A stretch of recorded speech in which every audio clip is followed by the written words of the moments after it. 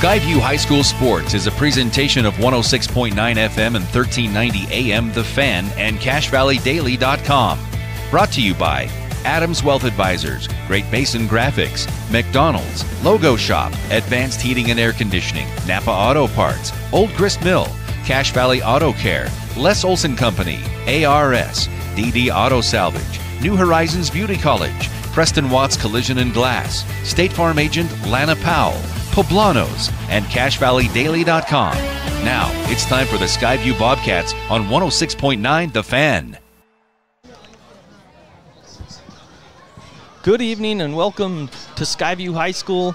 It's the week 3 of the high school football season as the Skyview Bobcats come into this game 1-1 versus the Rigby Trojans from Idaho, who are 1-0 on the season. John Newbold and Rex Davis here in Smithfield. And Rex, the Skyview Bobcats tonight are licking their wounds a little bit from last week's loss as they were down at Wasatch, and they got taken down really quick, really fast. They were down 14-0 before you could blink your eyes. Yeah, and it's hard to come out of a hole like that, John, and it limits you so much offensively to what you can do. And I think we saw Carson Thatcher struggle a little bit because of somewhat one-dimensional offense that they had to run. You get down in a 14-0 hole that fast, and the tempo of Wasatch just absolutely killed him. So Thatcher definitely had not his best game as a varsity player, but he did go out there and do a great job. Just a lot to take in for him there. Again, thanks for tuning in tonight to Skyview Football here on 106.9 FM, 1390 AM The Fan, also on 1069thefan.com, or you can go to CashValleyDaily.com and watch the live feed there, and you can find all the past games. And again, this game is powered, your video experience is powered by Adams Wealth Advisors. Adams Wealth Advisors wants to understand your family, job, hobbies, and goals to earn your long-term financial trust. It's Adams Wealth Advisors here with Skyview Football here on The Fan. And again, Rex, when you're looking at this game tonight, Rigby beat Skyview last year 43-6 up there in Rexburg, or near Rexburg. Skyview trailed 7-6 after one quarter, and then it just kind of unraveled from there. They got outscored 36-0 the rest of the game. And that game, it snapped Skyview's 27-game win streak going into that game. So that's one that Skyview would want to have back, but that's in the rearview mirror. This is two different teams coming in. Oh, absolutely, John. I feel like Skyview might have got a little better. Rigby might be a little worse, but make no mistake about it, this is going to be the best team Skyview has played up to this point. For sure. And Wasatch absolutely thrashed Skyview. So Rigby is even better than Wasatch. So be ready if you're a Skyview fan. Skyview's got to come out, and they cannot have the mistakes that they had last week. They got to come out and execute. They have to wrap up tackles. They have to catch the ball is a huge one for the wide receivers. And, they're just going to have to play a lot better. Well, the one thing that Skyview has to do is they're going up against this team coached by Armando Gonzalez. He's in his 6th season as head coach, 43-11 overall, but he's got similar – both programs are similar in the fact that when Coach Howell took over, Skyview had their big run of 2 state championships in 3 years.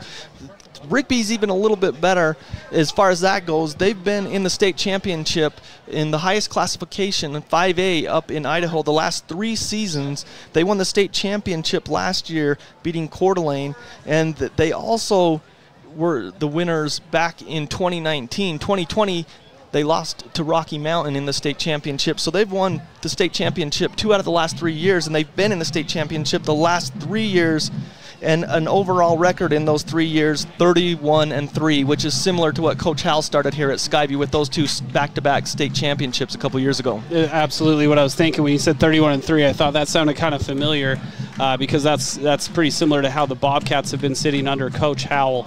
But, John, here today, we're in for a treat. We're going to see some good football players on this Rigby team.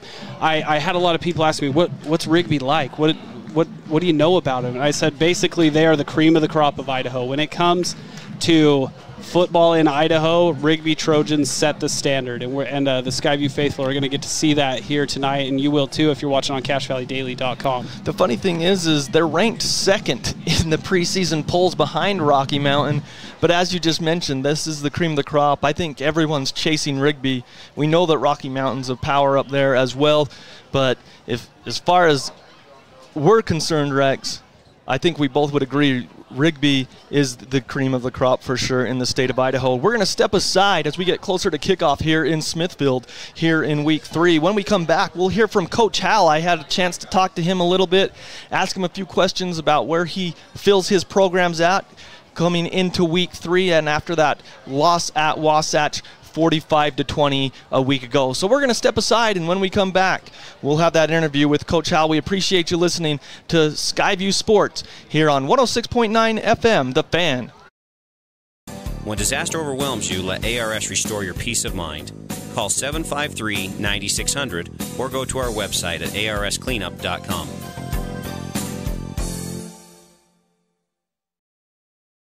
This is Craig Adams. At Adams Wealth Advisors, we are here to help you receive peace of mind whether you've done a lot of planning or a little planning. Count on our team at Adams Wealth Advisors for honesty, professionalism, and integrity. Visit adamswealthadvisors.com or call 752-1702 to schedule a time with an advisor today. A beautiful career in the beauty industry. New Horizons Beauty College is happy to be helping you take a step forward in a new career and your new look. New Horizons Beauty College, moving forward with beauty. Now accepting new clients. Call 435-753-9779. Coach, you're entering the week 3 of the season, and you're 1-1 on the season. Things didn't go the way you wanted to last week. What are you looking for out of your team this week? Because it seemed like you guys were in position. Maybe the team didn't execute. Yeah, no, I would agree with that assessment. I feel like a couple things, especially from the defensive side of the ball. I feel like, you know, we've got to be better at running to the ball, getting everybody there. That's something that we really harped on all spring and summer and fall camp long, and we did not do a very good job of that last week. I also didn't feel like we tackled in space very well. We've got to be better team tacklers. We got to get, like I said, our guys to the ball. And then offensively, I really felt like we moved the ball pretty well at times. We just have to convert on key downs, and we have to protect the ball. That's another little key piece from a defensive perspective that we really take a lot of pride on is creating turnovers, and we didn't create a single turnover last week, and so we've got to get better in that area as well. Well, Coach, you went up to Rigby, Idaho last year, and they had a really stacked team. They won the 5A state championship out there. So the question is, they are 1-0 start this season. What are you looking for out of this Rigby team? What have you seen on tape? Well, they're really well coached. They do a great job in all 3 phases of the game. Offensively, I'm pretty sure in the 3 games that we broke down, they run something like 30-something different formations or wrinkles of formations, and so they'll formation you to death. We have to match that and make sure we're lined up correctly and recognize they will cover receivers and create heavy sides to run the ball, and so we've got to make sure we recognize and match those things defensively. And then offensively, we have to, same thing, kind of maintain drives and be able to score when we get in the red zone.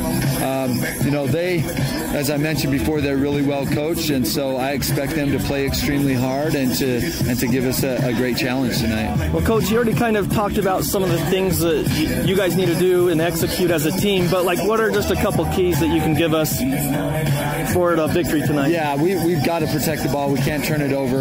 We've got to sustain drives, and then we've got to create some turnovers on defense, and then we've got to eliminate big plays. We've got to force them to march the ball the length of the field, and if we do that, we'll be just fine. All right, Coach, thanks, and we'll talk to you after the game. Right.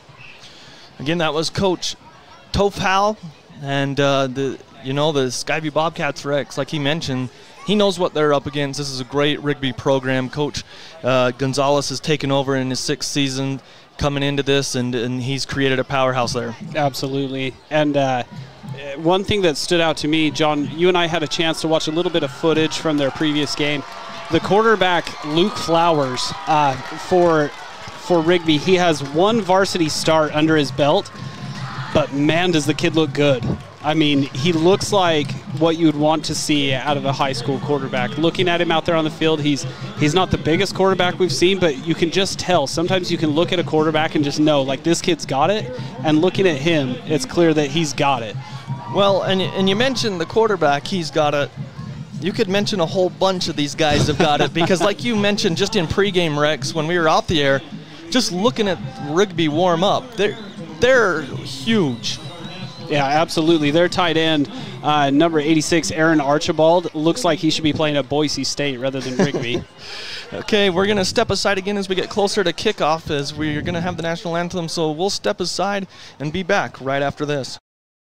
It's back to school time. Booster Clubs, team sports, PTA, any school organization. Call the Logo Shop for uniforms, fan gear, club t-shirts, all customized with your school logo. They're committed to schools, teams, and youth groups. The Logo Shop. Your Cache and Box Elder County McDonald's take pride in being part of our community. Your local McDonald's is hiring with flexible hours, tuition reimbursement, and great pay. Start your career today. Apply at careers.mcdonalds.com. McDonald's is an equal opportunity employer committed to a diverse and inclusive workforce. DD Auto and Salvage is going to pay you the most for junk vehicles. Get rid of your junk vehicles today. Pickup is available. DD Auto and Salvage in Logan. Call 787-1204. That's 787-1204 today. See store for details. Now is the time to head over to Cache Valley Auto Care, because when your car isn't working right, you just need someone who can help make your life a little easier. Cache Valley Auto Care, behind Home Depot on 200 East, 1175 North. Defense helps win championships. That's true in business too. This is Dave Simmons. Les Olson IT is the best defense for your network. Everything from copiers to outsourced IT services. Les Olson IT. Combining your home and auto insurance with one agent. Hi, I'm State Farm Agent Lana Powell. For a competitive quote on home, auto, and life insurance, call us at 752-7639. Lana Powell, State Farm Insurance. No matter how cold it is outside, you can keep warm and toasty inside with a quality-built, super-efficient York furnace. Call Advanced Heating and Air Conditioning at 752-7272. Online at advancedheating-ac.com. York, install confidence. Great Basin Graphics has quality screen printing, detailed embroidery, and award-winning graphic designers. Employees look great and clients will notice. Get your order in today for fall products. Google Great Basin Graphics for screen printing and embroidery. Located at 966 West 400 North in Logan. If RPMs raise your BPMs, then get up and go. Go turn some heads. Go turn a wrench. Napa has America's largest network of parts and care, here to keep you firing on all cylinders. Welcome back to Skyview High School as the captains are getting ready to go to midfield for the coin toss. And as we do that, Rex, as always, we want to thank our sponsors here on The Fan. And right now we want to take a time to look at the uniforms. It's the Logo Shop and their uniform check. They're the sponsor of the uniform check. Committed to schools, teams, and youth groups. It's back to school time, so if you're involved in any booster clubs, team sports, PTA, or any school organizations, use the Logo Shop as your source for uniforms, fan gear, club t-shirts, and all customized with your school logo. It's the Logo Shop with our uniform check. And as we look out there, the home team, the Skyview Bobcats, are in the light blue with white numerals, and then the Rigby Trojans are in white uniforms, their road uniforms, and maroon for their numerals, and maroon pants, and Skyview's in all blue. So that's our Logo Shop uniform check here on 106.9 FM, 1390 AM, The Fan. We are Poblanos, the only place where you will find real Mexican food. Yeah, that homemade style. We are located in 780 Main Street in Smithfield. Come and check us out. And we want to help our students out, so just bring your school ID and we'll hook it up with the food. Yeah, like tacos $1 or quesadilla combos. Only at Poblanos. Welcome back. We're here for the coin toss. Got a little excited. I pressed the wrong button, but we've got the Skyview Bobcats. They won the coin toss. They won it last week at Wasatch. Skyview's going to defer, so Rigby will return or get the kickoff to start things, Rex. Here's some Skyview winning streaks. I like to put these in here always. Went through the stats. So Skyview, we talked about their home record, how good it is in the last 60 games. So the last 10 years for the Bobcats, they've got an 88 win percentage. They're 53-7 here at home. And also, Skyview hasn't lost back-to-back games. They've only done it 3 times in the last 10 years. And those years were 2012, 2016, and then last year were the only 3 years in the last 10 years that they've lost back-to-back games, and they're looking to rebound, but it's going to be a tough test against the number 2 ranked team in 5A of Idaho. I was trying to find my little fun fact sound that we have on the soundboard, John, but I couldn't play it because we got a bunch of cool new music loaded on there, but always bringing the fun facts is John Newbold. And Skyview faithful, you're familiar with John Newbold, but this guy got us up and running right before the game. So we gotta give a shout out to John Newbold for us even being on the air right now. Well, again, we want to thank Bill Walter back in studio, keeping us on the air, and also Ryan Taylor, our engineer, and of course the athletic director here, Ryan Grunig. We appreciate him, and Shane Jones, the principal, and his administration for letting us be here at Skyview. So we're about to be here as Skyview's huddling up, and they're about to kick off, and they'll be kicking to the north, going right to left on your radio dial, back to the Rigby Trojans as we are about underway. Week 3, high school football here in the state of Utah. 1-1 Skyview Bobcats against Rigby from Idaho, the number 2 ranked team in 5A in the preseason polls. They're already off to a 1-0 start as they beat Coeur d'Alene, Idaho last week up at the University of Montana 24-0. So we're underway. There's the whistle and the kick is away, and it is deep and into the end zone for a touchback. So that's something that we haven't seen this season. Right. I had a chance to talk with Kaysen Erickson. I said, hey, Calebi de Quadros, can this kid put it in the end zone? He's like, absolutely he can. And those of you that are familiar with Skyview football, you know the name Kaysen Erickson. Living legend here as far as the kicking goes, but he told me Calebi de Quadros can absolutely put in the end zone. He expected him to do it here, and there he did right off the bat. So Luke Flowers, the junior quarterback, will be coming out there as Flowers is under center. The deep back is 32 McCullough. Lucas McCullough under center. Sends a man in motion across the formation. He fumbles the snap, and he's on the ground. So for the first play, he fumbled that snap. Flowers got back on it quickly. So it'll be a loss of about a yard as he fumbled it and just covered it up. So we'll give it a 1-yard loss, but it will be 2nd down and 11 now. If Skyview wants to come away with a victory here, they're going to have those things go their way. They're going to have those one-hoppers like that land in their stomach. Well, it was a close game last year up in Rigby, 7-6 after 1 quarter. We're just underway, 2nd and 11 at the 19 of Rigby. Now in shotgun is Flowers, takes the snap. He's looking to pass. He throws it out to McCullough out of the backfield, has a head of steam. First down as he gives a stiff arm about the 28-yard line, dives forward. They're going to say his foot hit out of bounds at the 29, a 10-yard gain. They'll be 3rd and 1. Nice little swing pass there from Flowers over to McCullough, and man, he's quick in space. Yeah, he was. He had a head of steam, and Skyview knocked him out of bounds by Court Rigby. So 3rd and 1. Flowers is going to take it, hand off to McCullough on the run. First down easily up to the 34-yard line. And off that left side, about 5 yards for the first down. Yeah, we were both thinking that he had that first down, but he must have had a foot out of bounds on the previous play. So 1st and 10, kind of a no huddle. They're going quicker, shotgun formation. Couple receivers to the left. They fake the handoff. Now they throw it out there, complete on the bubble screen to the wide receiver. He's bumped out of bounds for about 5 yards. Brady Packer, who had a couple touchdowns last week for the Trojans, gets bumped out of bounds at the 40. So a 6-yard gain on the pass play. Do you think Rigby was watching a little film and saw how that tempo from Wasatch threw him off? Because this is faster than they ever played against Coeur d'Alene. Yep, 3 receivers to the right. It's 2nd down and 4 at their own 40-yard line. Opening drive of the game, about a minute into the game. Pass too high for the running back out of the backfield. McCullough out in coverage out there for the Bobcats was Cameron Carling. Yeah, good coverage there by Cam Carling. Just a little out of rhythm there from Flowers. But that's what you need if you're Skyview. Slow it down a little bit because we've seen what tempo can do to Skyview. Making a play like that, forcing an incompletion is going to give this defense a chance to take a breath and get set.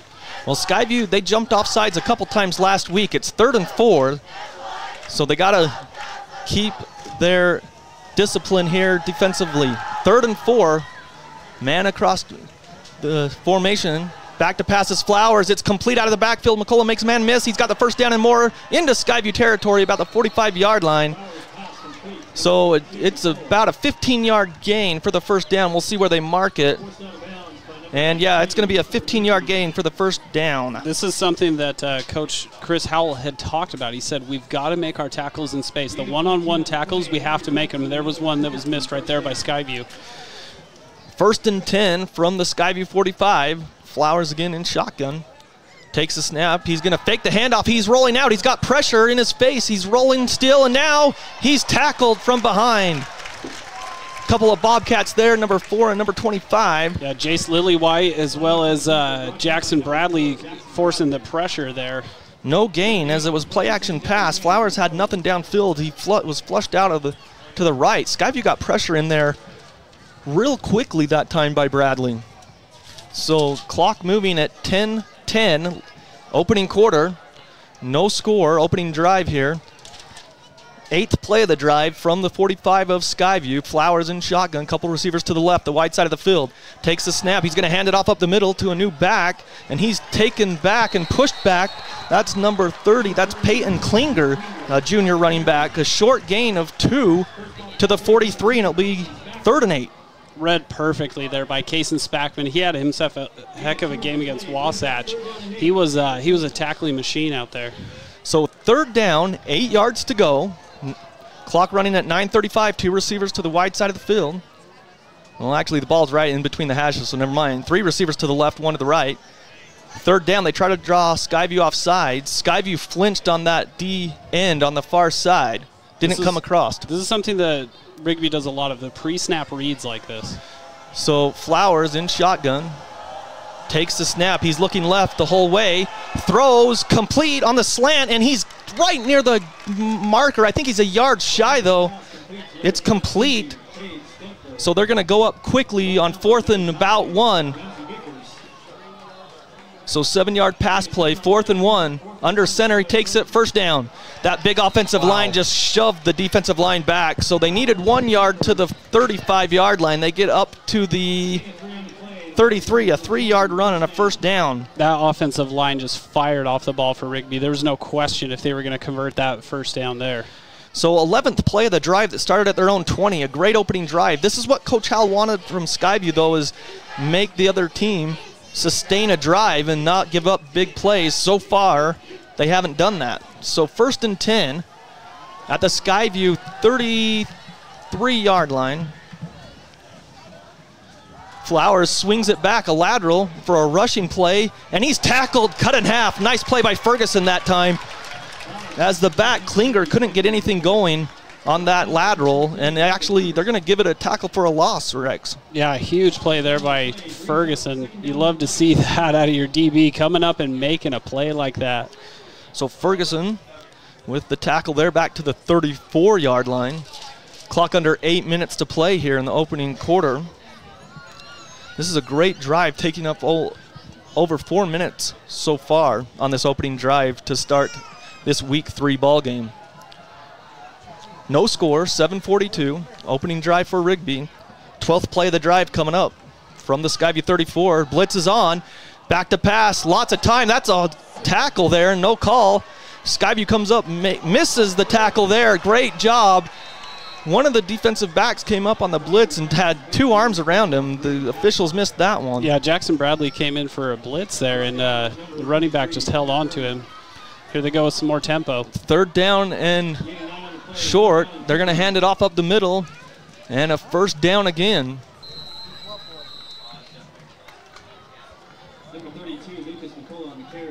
So 9 yards on the one play before.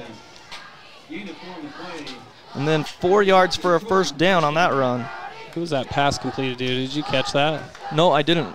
They're running really fast. 1st and 10. They hand it off to the left side. Nice run there and tackled for a short gain from about the 21-yard line, the line of scrimmage, to about the 18, 17, 16. They're giving them a little further, so yeah. 5 yards. So 15th play of the drive coming up, Rex. They're just a machine, John. And what I like is their pre-snap reads that they're doing. Clock down to 6.5 minutes. 2nd down and about 5.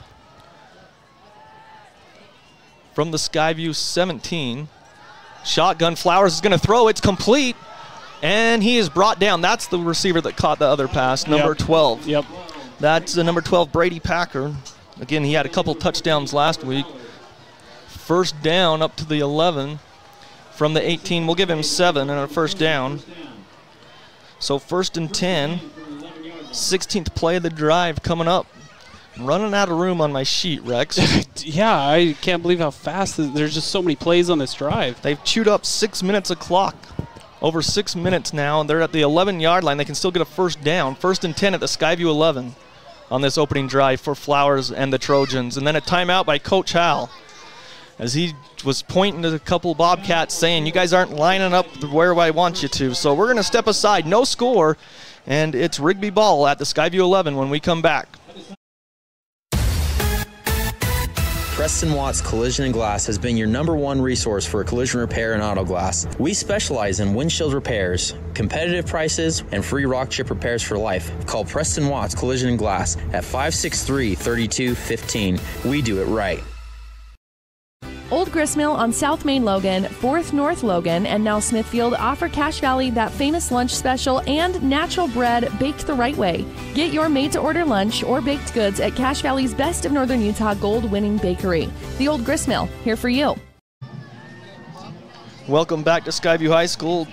Coach Hal wanted to talk it over, Rex, as he didn't think a couple of Bobcats were lined up correctly defensively. Yeah, he did not like what he was seeing, and I think that's a great call. You got to try to hold Rigby out of this. This first down play is going to be pretty crucial to this drive, so I like the call by Coach Hal. Get his guys organized. Get him a breather, too, with this tempo that they're running. 6-minute, 13-second drive that started at their own 20, and it started with a fumble on the first play that was a 1-yard loss, but they're at the Skyview 11 now. 1st and 10 at the Skyview 11. Flowers looks over the line. Now he backs up into shotgun. 2 receivers to the left, 1 to the right. Now the man in motion is Packer. They throw it to Packer. Nice recognition, Ferguson, but he can't hold on. He does. 4 Bobcats there. Ferguson read that properly, Rex. Came up to make the hit initially on Packer. Yeah, Ferguson read that perfectly. And then I think it was Egbert that came over and helped him out on the play. But what a read there by Ferguson. Talk about the DBs coming up and making a play. That's 2 in a row for him. So 17th play of the drive, 2-yard loss. Back to the, 2-yard loss back to the 13. 2nd down. There's 3 receivers to the right, the wide side of the field to the west. Flowers back to pass. He's got time. He throws for the end zone wide open. Touchdown, Rigby. That was easy. It took 17 plays, but a 13-yard touchdown strike for the Trojans, and they're on the board first.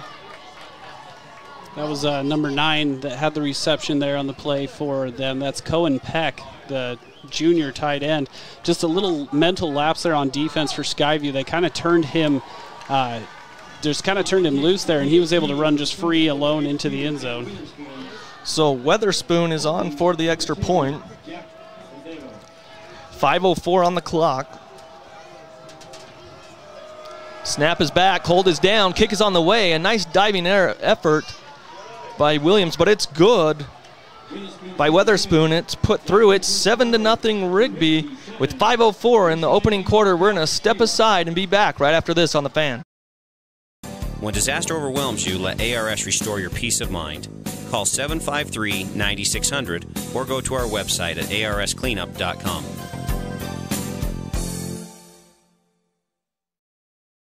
This is Craig Adams. At Adams Wealth Advisors, we are here to help you receive peace of mind whether you've done a lot of planning or a little planning. Count on our team at Adams Wealth Advisors for honesty, professionalism, and integrity. Visit AdamsWealthAdvisors.com or call 752-1702 to schedule a time with an advisor today. Welcome back to Skyview High School. A 17-play drive that took 6 minutes and 56 seconds, and Rigby scores on a 13-yard TD pass from Flowers to Peck, the tight end. So now Skyview awaits the kickoff. Vickers and also Williams back to receive for the Bobcats in that south end zone. I don't think they're going to have a chance to return this just from what I was seeing in pre-games, John, but we'll wait and see. So they get the foot into it. It's kicked. It's going to be returnable. Yeah, short. comes down to Vickers about the 12. He's up the middle. He's got some room out across the 20 to the 30-yard line. A decent return there for the Bobcats. Yeah, really decent return for Vickers. That puts Skyview in position to get something going here. They got to come out and answer. We saw Skyview last week fall into a hole early. This one luckily took a lot longer for him to fall into it, but they got to come out and answer here. See what Thatcher, Egbert, and company have up their sleeve. Well, last week, too, Skyview went 3 and out on their first possession. That's what they can't afford this week. So in shotgun is Thatcher, takes it, handoff to Egbert, right side, trying to find a hole. He does. He finds a crease across the 35. And they're going to mark him at the 37, so a 7-yard run for Egbert on first down. And that's huge, establishing the run, getting Thatcher a little bit of confidence going into this. Thatcher threw a couple touchdowns last week, but he also threw 3 picks. Yeah, and one of them was that 95-yard pick 6. So the ball's on the right hash at the 37-yard line, their own 37. 3 receivers to the west side of the field, the far side of the field, 1 to the right. Egbert's back in the backfield on the left hip of Thatcher.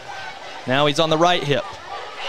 Second down, 3 yards to go. Handoff to Egbert. He finds a crease on that right side, but it's plugged up quickly for a short gain. They might give him 2 yards, Rex.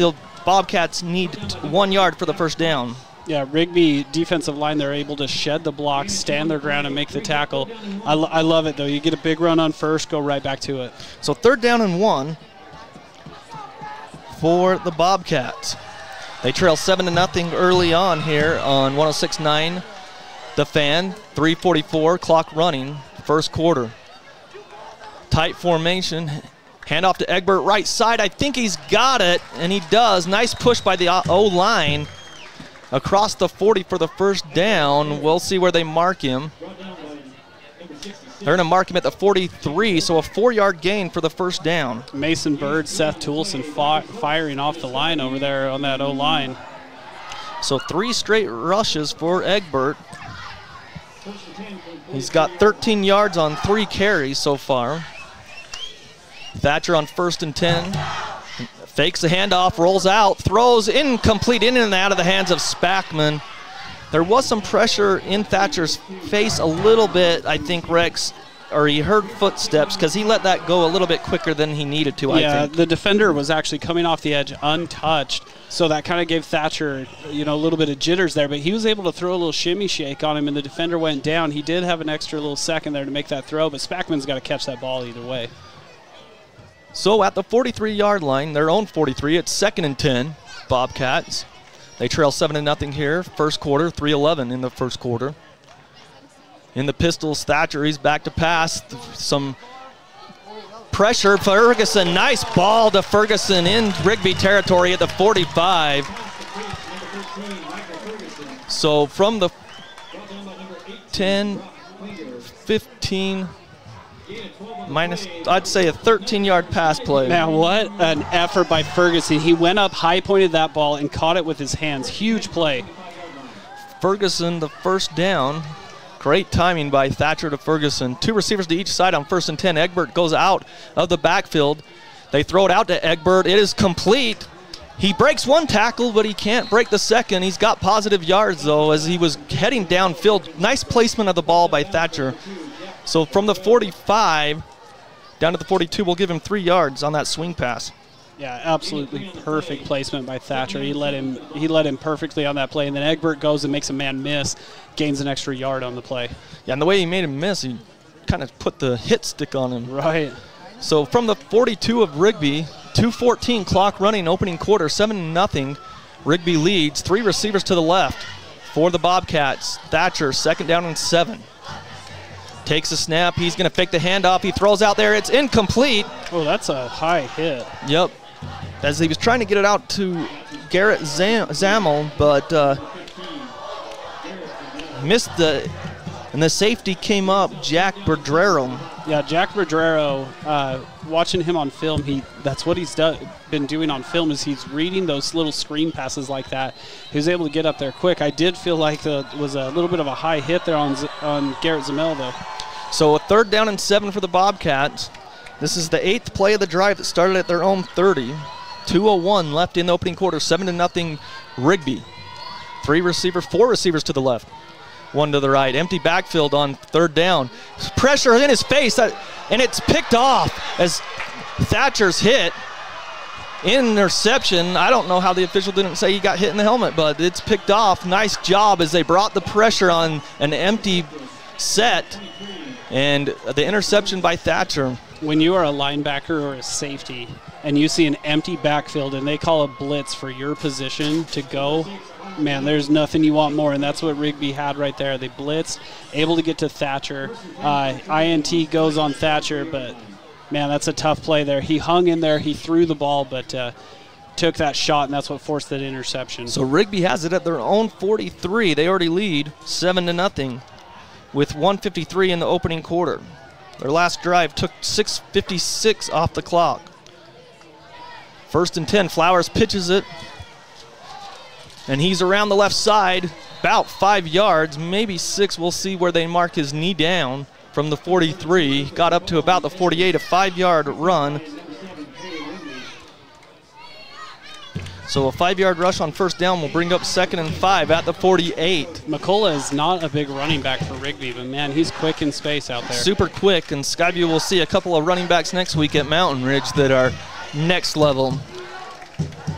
Empty backfield for Rigby and Flowers on 2nd and 5. Now they bring McCullough back in the backfield. They're going to hand it off up the middle. He's across the line of scrimmage. He's got it.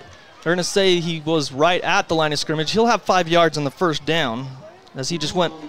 He was out of the backfield, Rex, and then he just came in the backfield, took that handoff, went right up the middle. Right, and man, he's just so quick up the middle too. But I got to give a shout out to Ferguson. That was a great form tackle there by Michael Ferguson to bring him down in the middle of the field, one-on-one with McCullough. So Ferguson doing a good job trying to be our McDonald's impact player of the game that we will talk about at the conclusion of the game. Clock under a minute, down to 40 seconds. Under center on 1st and 10 in Skyview territory at the 48 is Flowers. Takes the snap, fakes the handoff. Now he's back to pass. He has a man out there. That's Parker. Complete touchdown. 48-yard strike. And it was Flowers to Packer for the touchdown. Packer had 2 last week, and he has another as he went right down the seam. 2 Bobcats were there, Rex, and you got the replay on that one if you're on CashValleyDaily.com. And Packer from 48 yards out for the touchdown, and it's 13-0 pending the extra point. Just beat his man, John. He got behind the defense, and like you said, 48 yards to the house. We saw him doing this against Coeur d'Alene on tape. The kid's a speedster, but he's also big and strong. I mean, he's a total package for a wide receiver. Yeah, Brady Packard, the senior wide receiver, couple touchdown passes or completions last week, receptions, and he's got another one tonight. Snap is back, hold is down, kick is good by Weatherspoon, and it's 14-0 with 31 seconds here in the first quarter. Rigby leading Skyview. We'll take a break and be back right after this. This is Craig Adams. At Adams Wealth Advisors, we are here to help you receive peace of mind whether you've done a lot of planning or a little planning. Count on our team at Adams Wealth Advisors for honesty, professionalism, and integrity. Visit AdamsWealthAdvisors.com or call 752-1702 to schedule a time with an advisor today. A beautiful career in the beauty industry. New Horizons Beauty College is happy to be helping you take a step forward in a new career and your new look. New Horizons Beauty College, moving forward with beauty. Now accepting new clients. Call 435-753-9779. Welcome back to Skyview High School. 14-0 on a 48-yard strike from Flowers on first down from the Skyview 48 as he hit Parker right down the middle, split the 2 defenders on just a streak route there, and he just ran past everybody easily into the end zone for his 3rd TD on the season. Well, here we are. Deja vu, Skyview down 14-0, just like last week to Wasatch. Got to answer back here. The kick is returnable. It's going to be short. Vickers comes up and his knee hits, and I wondered if they were going to blow it dead. It took him a while. Oh, that's I thought tough. they might not, but they did. So his knee went down as he had to run up on that at the 16. This is where Skyview will take over their own 16 with 29 seconds here in the first quarter, trailing 14-0. That's one of those little plays that seems so minor, but really that negated probably an extra 10 yards that Skyview would have had a breathing room just because of a slip of a knee. It's those little things like that we've just seen absolutely go against Skyview the last 2 weeks. An interesting score from Park City after this play. 1st and 10 Bobcats. Snap back. Pass on the screen is complete to Egbert, and as he went up the ladder to get it, and he is absolutely destroyed. And on Connor that. Netting, the linebacker for Rigby, just caught Egbert up in the air and brought him down. Knighting on that wide receiver running back screen just absolutely cuts Egbert in half. So from the 17 back to the 15, that will end the first quarter. I don't think Skyview is going to run another play, and they don't. So on the first play, they lose 2 yards. And that's the end of the first quarter. It's 14-0 Rigby over Skyview. When we come back, we'll give you that Park City Green Canyon score when we come back here on 106.9 The Fan. It's back to school time. Booster Clubs, team sports, PTA, any school organization. Call the Logo Shop for uniforms, fan gear, club t-shirts, all customized with your school logo. They're committed to schools, teams, and youth groups. Logo stuff, the Logo Shop. Your Cache and Box Elder County McDonald's take pride in being part of our community. Your local McDonald's is hiring with flexible hours, tuition reimbursement, and great pay. Start your career today. Apply at careers.mcdonalds.com. McDonald's is an equal opportunity employer committed to a diverse and inclusive workforce. DD Auto and Salvage is going to pay you the most for junk vehicles. Get rid of your junk vehicles today. Pickup is available. DD Auto and Salvage in Logan. Call 787-1204. That's 787-1204 today. See store for details.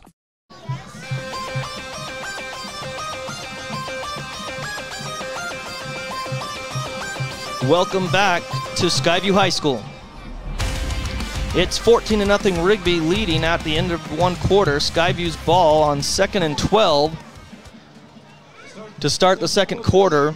We want to get this play in before we give you that score update from Green Canyon, so we'll get this play in. 2nd down, 12 yards to go. Skyview's at their own 16. Running out there is Thatcher, throws on the run, incomplete, wide of Ferguson on that east side of the football field, so incomplete. So that score, Green Canyon is at Park City. Park City looked great against Wasatch in week 1 as they trounced them, and it's 2-0 over Green Canyon. Park City leading Green Canyon. That score brought to you by Great Basin Graphics, Make You Look Play, but we're going to say that score made us look as it was 2-0 Park City over Green Canyon at the end of one quarter at Park City. So nice, John, nice. So 3rd down, 12 for the Bobcats, and now a timeout as Rigby's going to call a timeout from the sidelines. So with 11:56, we'll keep it here. Again, the start of this second quarter, Skyview trails 14-0. We want to thank Great Basin Graphics, and at Great Basin Graphics, clothing and business apparel will get you noticed. It's Great Basin Graphics. They're the sponsor of our Make You Look Play and that score update, Park City over Green Canyon. Other games going on with Region 11 teams that are involved. Last night, the victory went to Logan up at USU as Logan defeated Bonneville of Idaho 14-0 in that game. Tonight, Mountain Crest is at Box Elder, Ridgeline is at Snow Canyon, Bear River is at Highland, and Green Canyon is at Park City Rex. And those region standings are updated there. Might not have the Logan one yet. Yep, the Logan one, they're 2-1 now, but that's the standings. Forgot that we had that. Brought to you by CashValleyDaily.com. So again, Skyview trailing 14-0, 3rd and 12 for the Bobcats from their own 15. They send a man in motion, fake that fly sweep, back to pass. Thatcher dumps it off to Brighton Williams, and he's tackled right there for no gain. And that is tough, John. So we have Thatcher's last 5 pass attempts is the 3-yard completion, an interception, a loss of 2, an incompletion, and a 0-yard gain. That's tough. On the punt for the Bobcats, number 2, Casey Spackman. See if Spackman can get a hold of one here. Used to seeing number 2 back there. Reminds me back when Carlson was the punter.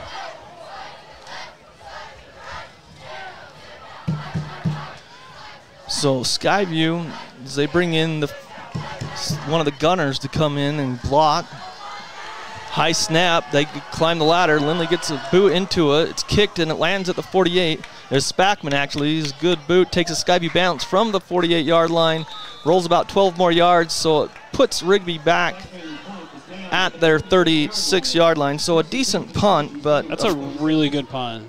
Yeah. Yeah, I think he'll take that every time. Well, yeah, he's standing on his own end zone. Right. So Rigby starts at their own 36 or 37. We'll see where they spot it. 10:54 here in the second quarter.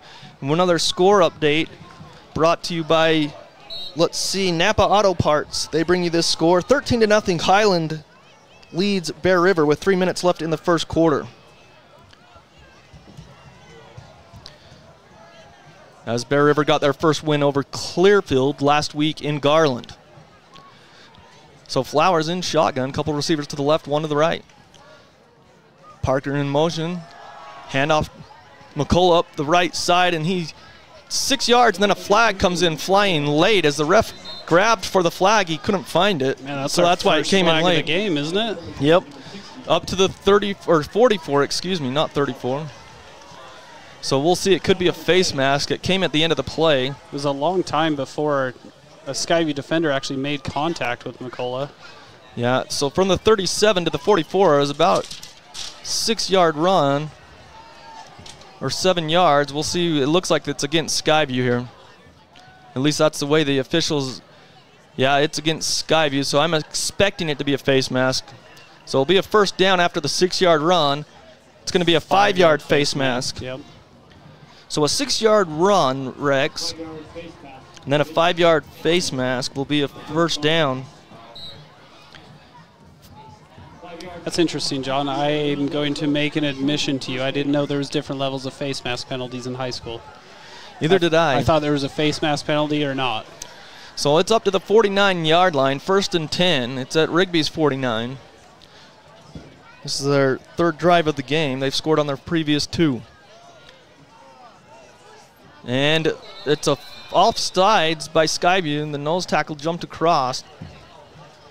But it could be a false start, too, because the offensive line did flinch. But they call offsides. So another 5-yard penalty, and now the penalties start to creep in on Skyview. It's a problem they had a week ago. Yeah, we saw that against Wasatch plenty. So 1st and 5 at the 46 of Skyview. 1st and 10. Flowers back to pass, still looking, has plenty of time. Now he looks to the left. Wow, plenty of time, still going. Now he throws over the middle, in and out of the hands. That's one that he'd like to have back. That was Brady Packer. He probably rarely drops those, but give Flowers credit, man. He went through all his reads, Rex. Yeah. And then he had still time to sit out here on the left side. I think he put in a DoorDash order. He had all the time in the world. You know what I bet he ordered on that DoorDash? A little McDonald's. Little McDonald's. They serve breakfast, I think, all day still. Yeah, I'm not sure. I think so. Well, at least you can get that sausage McMuffin. 2nd and 5 from the 46 of Skyview. Flowers, he's back to pass. Egbert putting on pressure. They try to set up a wide receiver screen. It's incomplete on the right side, so it'll bring up 3rd and 5. Man, it's amazing that 2 plays in a row that were actually set up pretty well, especially the first play.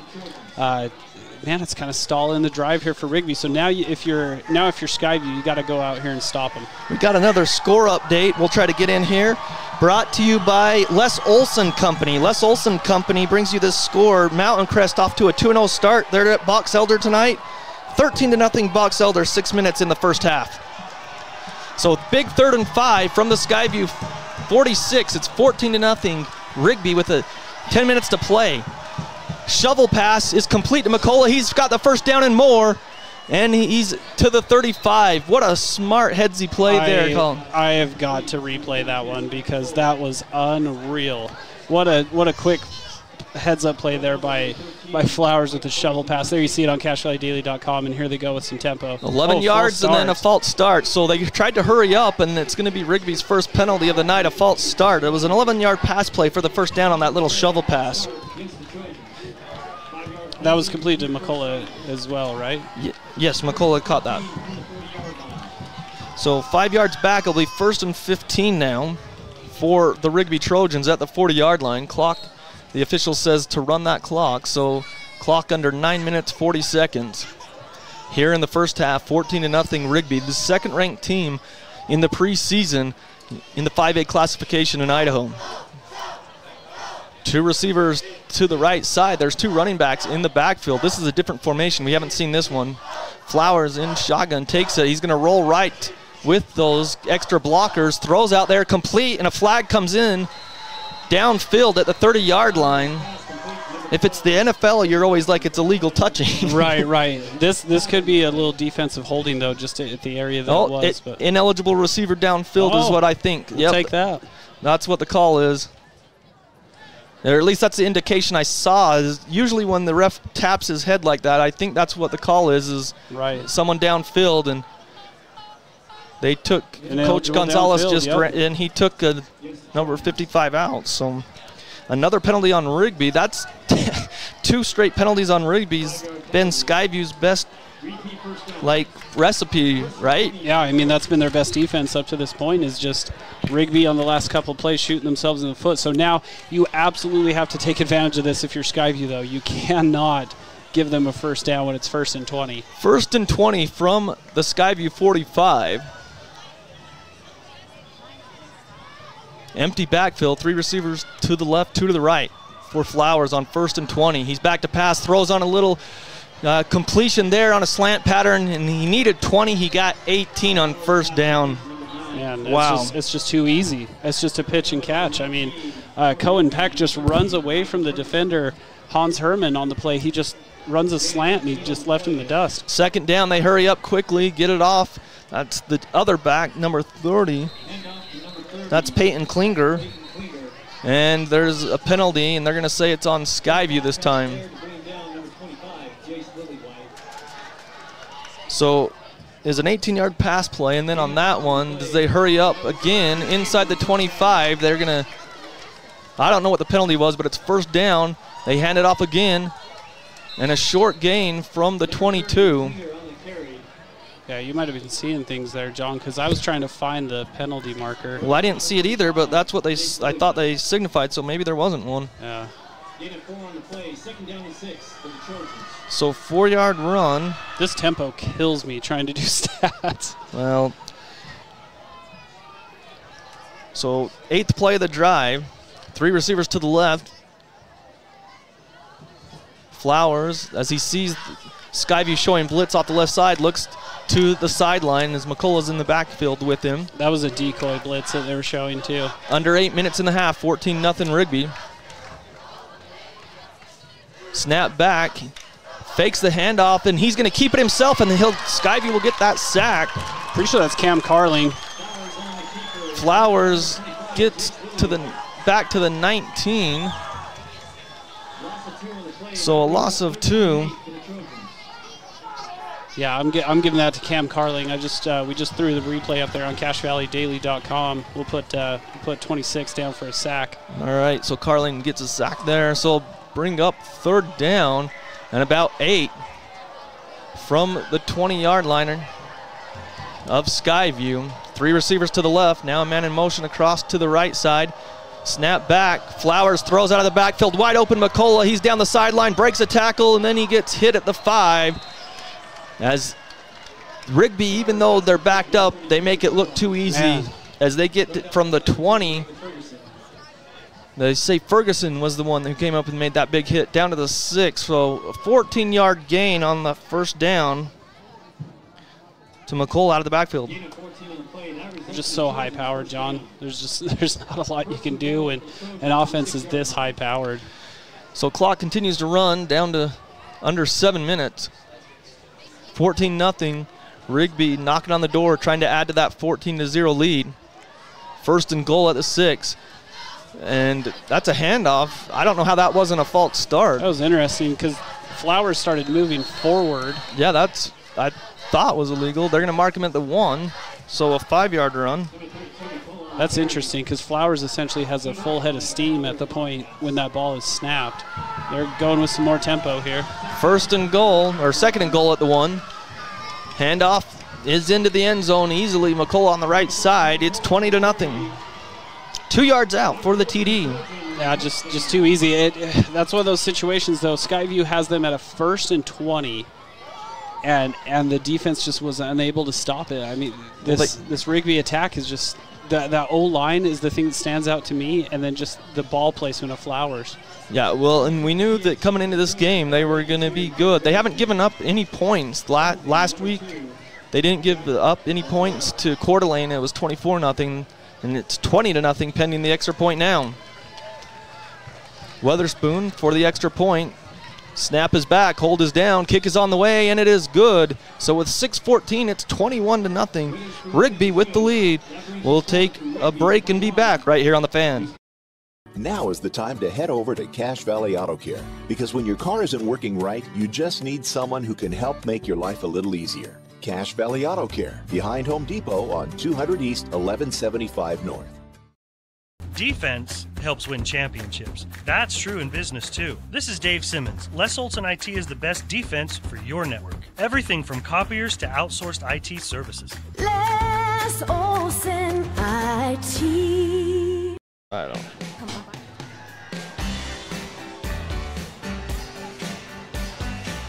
21-0. Rigby all over Skyview here in the second quarter, the first half. 6:14 left. It's 21-0. Remind me not to hit that red button again. What? I'm not digging this. Oh, okay. No red on our soundboard for the comeback music out of break. Noted. I'm not digging it. That's like not football music. Les Olson Company brings you Skyview football here on 106.9 The Fan. Get your free network assessment at lesolson.com, a proud sponsor of high school athletics. John Newbold, Rex Davis here with you, 21-0. Again, we want to thank Adams Wealth Advisors. Your video experience is powered by Adams Wealth Advisors if you're watching on CacheValleyDaily.com. Low line drive, and it looks to bounce out of bounds, so Skyview will start at their own 35. It will be their best starting field position tonight. Man, you gotta hope Skyview's able to put something together here. They gotta put at least a long drive, give that defense a break, move the ball down the field, flip field position. Ideally, go put 7 on the board, but they at least got to flip field position a little bit here. Well, Skyview has a chance, but like you said, they need to. They won the coin toss and kicked off first, so they deferred.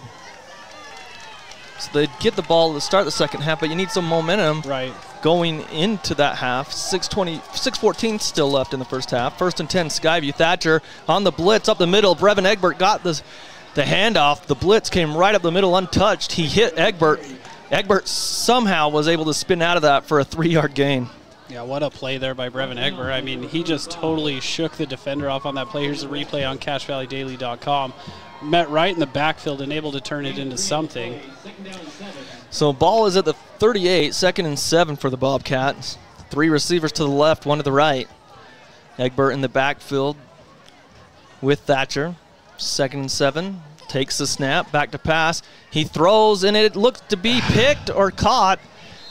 Let's see what the call is. Both of them have it. Catch, I mean. Well, it's a tie to the runner, right? Like so, and so that Williams has it. They're going to mark it at the 43-yard line, so 2 yards shy.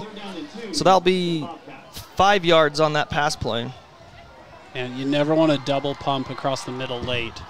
And they jump across, I believe, so it'll be a first down Skyview via the penalty if it is offsides. We'll see.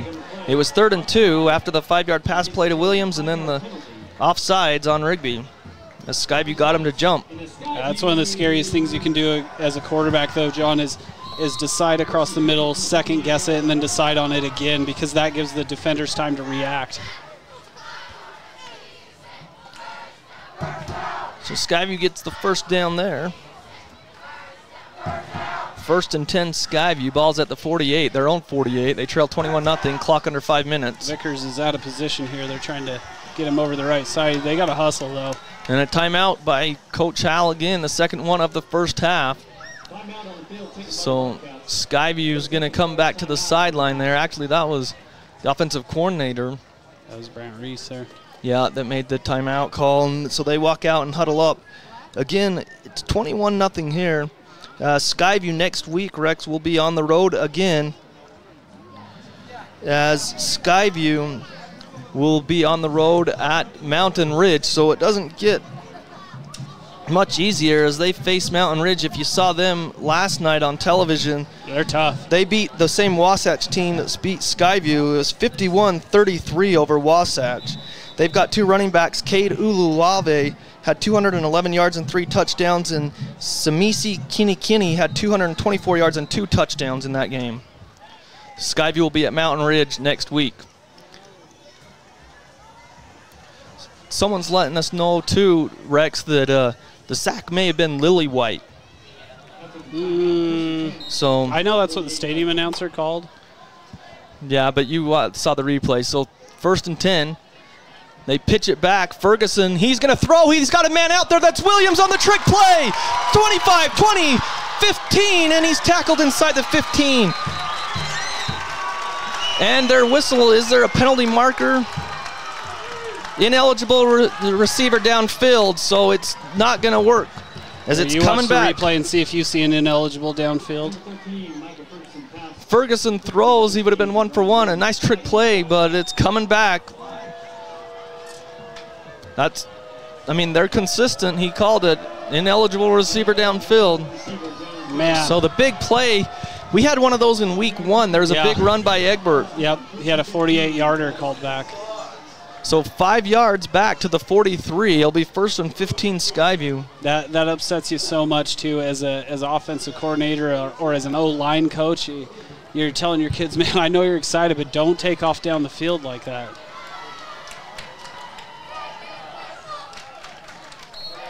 So 1st and 15, the ball goes back to their own 43. Skyview ran that trick play. It worked perfectly, except they called someone downfield. So play action pass. Thatcher has to throw as he's hit as he throws, and it is incomplete to Ferguson near midfield. Man, Thatcher got drove into the ground on that play too. Way to hang in there for Thatcher. I mean, he stood in there, took that shot, and threw the ball the best he could. So 2nd and 15 at the 43. A couple receivers to each side for the Bobcats. Clock down to 4:23, 21-0 Rigby. Thatcher takes the snap. He's going to fake it. It went to Egbert. He's breaking free across the 50. I forgot the penalty. He's across the 50 into Rigby territory. 2 trick plays on 1 drive. So from the 43, 7. So 11 yards on that rush to Egbert.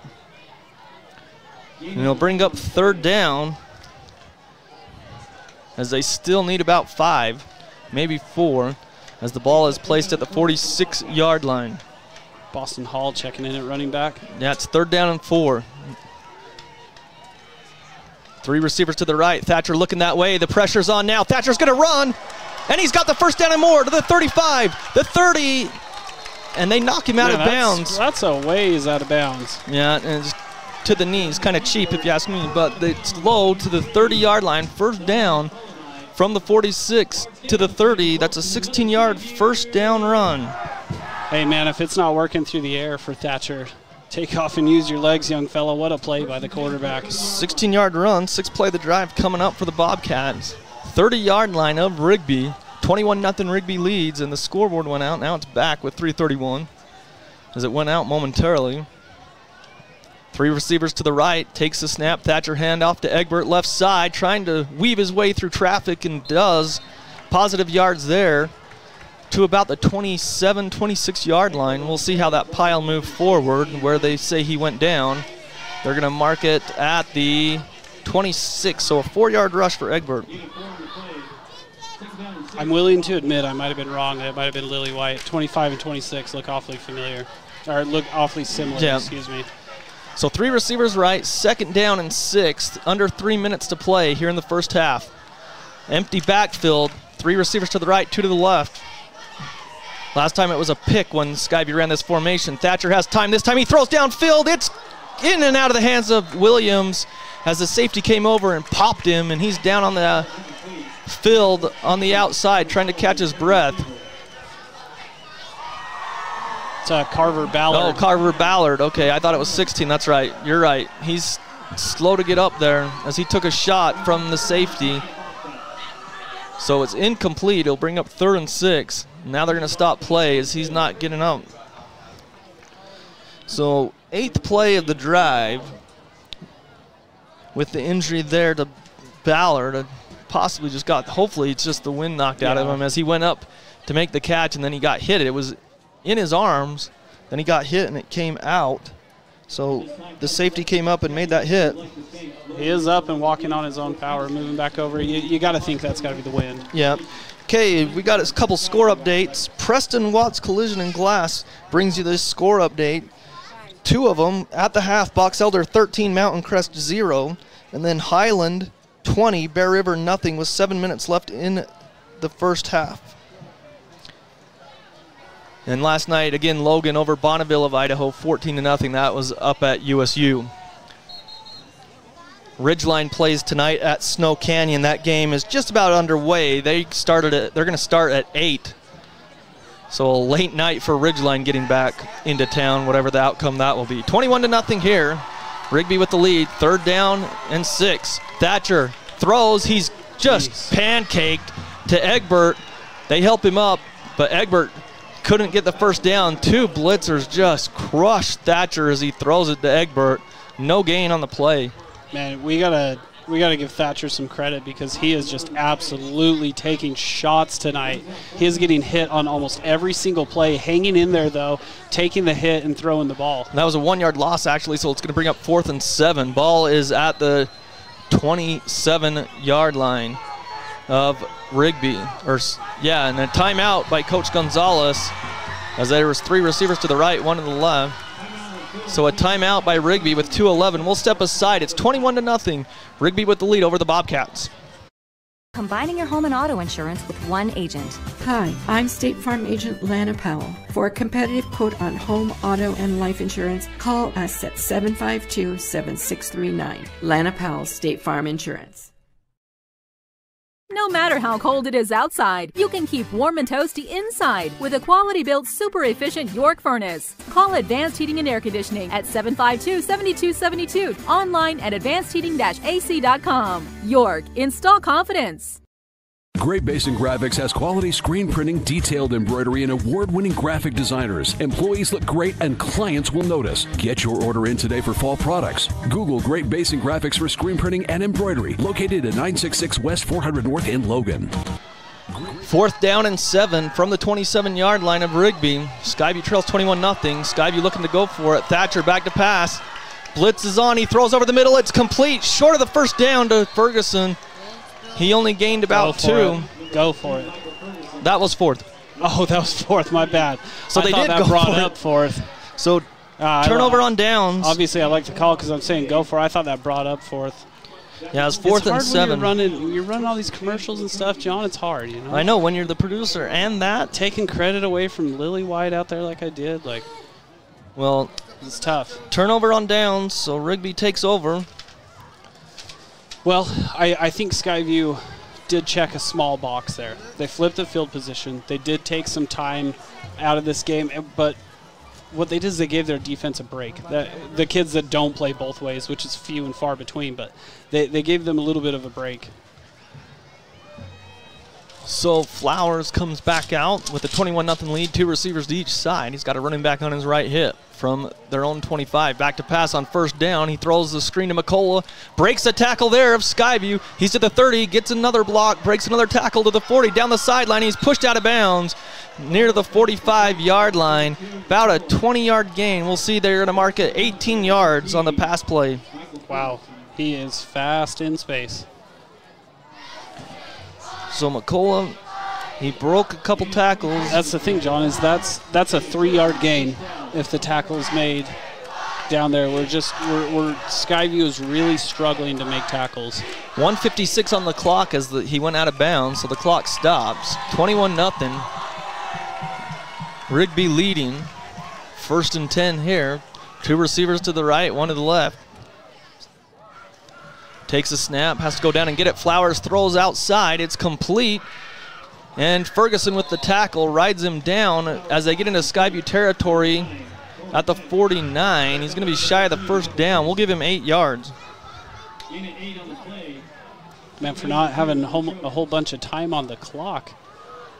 Rigby's moving this ball down the field fairly quickly, already into Skyview territory. So they're at the 49 of Skyview, 21-0. Clock stopped at 1:49.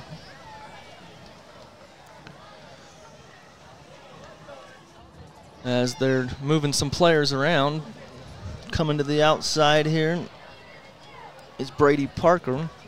2 receivers to this left side. Snap back, Flowers back to pass. He's going to throw. He's got Parker out there. Incomplete. In and out of the hands. Good job by Williams there to knock it free, we think, at the end there. Let's watch the replay. Yeah, Brighton Williams coming up huge on the defensive play there. Here it is on CashValleyDaily.com. Flowers dropping back there. And watch Brighton Williams at this last second put his hand in there and knock that ball out. Good play defensively for Williams. So 3rd down and 2 yards. Flowers takes it, handoff up the middle. McCullough, 1st down easily, still on his feet. Inside the 40, and Skyview wasn't even lined up. No, they weren't. To the 38. Tempo. So 1st and 10. Chains are not even close to set. McCullough on the right side, a broken tackle there, and then he's ridden back across the 35. I missed how far that gain was by McCullough on the previous play. Yeah, I did too. So 2nd down. The chain's probably broken over there. Yeah, they weren't even close to set. The officials let him play anyway. So Flowers rolls left, throws, and he just whiffs. Outside, incomplete as he missed his receiver on the left side as he's rolling left. 7th play of the drive coming up. 21-0, minute 4 left. Ball is at the 33-yard line, so it looks like it's about 3rd down and 6. Well, Skyview's got to answer the call here. They cannot let Rigby advance this ball anymore. I was watching the kicker hit it from that 30-yard line in pregame. So a couple receivers to the right, 1 to the left. Flowers in shotgun, takes the snap, fakes the handoff. He's going to throw. He's got a man out there on the right side. Incomplete over the head of his receiver, Parker, in the end zone. 2 Bobcats were there. That's what you had to do if you're Skyview. But now does Rigby keep the offense on the field? In Skyview territory, the opposing offense isn't scaring you that much. Do you keep your offense out there and go for it? Well, clock stopped with 58.8 seconds. With the 21-0 lead, you probably go for it on 4th and 5 unless you just want to see what Weatherspoon can do. Right, yeah, they're going to go for it, but I was watching him. The ball was placed on the 30 in pregame, and he was drilling them. Well, if you went for the field goal, which they're not, it would have been about a 49-yarder. So 4th and 5 from the 34, and now a timeout by Rigby, their last of the first half, with 58.8. We'll keep it here. It's 21-0 Rigby. Could even go in shotgun and have Flowers do a little pooch punt here too if you're really not wanting to give Skyview. But has Skyview scared you enough offensively to say I cannot afford to turn the ball over right now? Well, yeah. I mean, Skyview had one good drive last time, but it looks like Rigby can just turn the on-off switch. I mean, Skyview gained their yards with a couple of trick plays, one of them called back. Right. Again, we want to thank our sponsors. Napa Auto Parts is sponsor of our best part of the game. You can count on Napa Auto Parts for parts you need and parts you use every day. A proud sponsor of Skyview Athletics here on 106.9 FM, The Fan. So, out of the timeout, you're listening to 106.9 FM, 1390 AM, The Fan. 4th down and about 5. Ball is placed down at about the 33-yard line of Skyview. Flowers has 2 receivers to each side. Running back with him. He's faked in the handoff. He's going to throw over the middle, and throws over the receiver's head on the slant pattern. He had that tight end. He's thrown to him a couple times tonight. That was Peck. Yeah, Flowers missed on his last 3 pass attempts in a row on that drive, so that definitely helps Skyview out there. I don't know if it's enough time with 55 seconds for Skyview to go the length of the field almost there, but I guess we'll see. Maybe they got some more trick plays up their sleeve. Well, they have one timeout, and they trail 21-0 with 55 seconds. 67 yards or so. Yep. 55 seconds on the clock. 1st and 10, Skyview from their own 33. We'll see what the Bobcats do. 3 receivers to the wide side of the field, the west side. Rigby playing a 3-man deep. That's going to open up the underneath throws. Yeah, they're back at the 50. Snap is back to Thatcher. He throws out there. Ferguson took his eye off the ball. It goes in and out of the hands, right at the sticks, as he just was a shallow outlet route. Yeah. And if he's there, he can make some people miss maybe. Right. Well, and if Rigby's going to continue, if you're watching on CashValleyDaily.com, you can't even see the 3 deep backs right now. If they're going to run these 3 deep backs, if Skyview can hit Brighton Williams or a playmaker like that in space and give them a chance to run with the ball, that might be their best bet here. Well, they've got they got their safety standing at the 45, 50-yard line. And the ball is at the 33. Back to pass Thatcher on 2nd and 10. Now he steps up in the pocket. He's going to run, stiff arm, and he's got the first down, and a flag comes out probably where there's holding. Yeah, the offensive lineman, Shez Holst, man, he just had a bear hug right there in the middle of the field. So we'll wait to see. As Coach Howell was on the field, he was upset with the official and saying something to him. So we'll see. And it is a hold. So that's a spot foul. That's 2 yards behind the line of scrimmage. As they're waiting, maybe they'll decline it. I don't know. Yeah, they're going to take it. So a 10-yard penalty, 2 yards behind the line. So it's actually technically, well, the way he marked it, it's actually an 11-yard penalty because it was 2 yards in the backfield. So 2nd and long for the Bobcats, all the way back to their 22. Well, it's like 21 and a half is where they marked it, but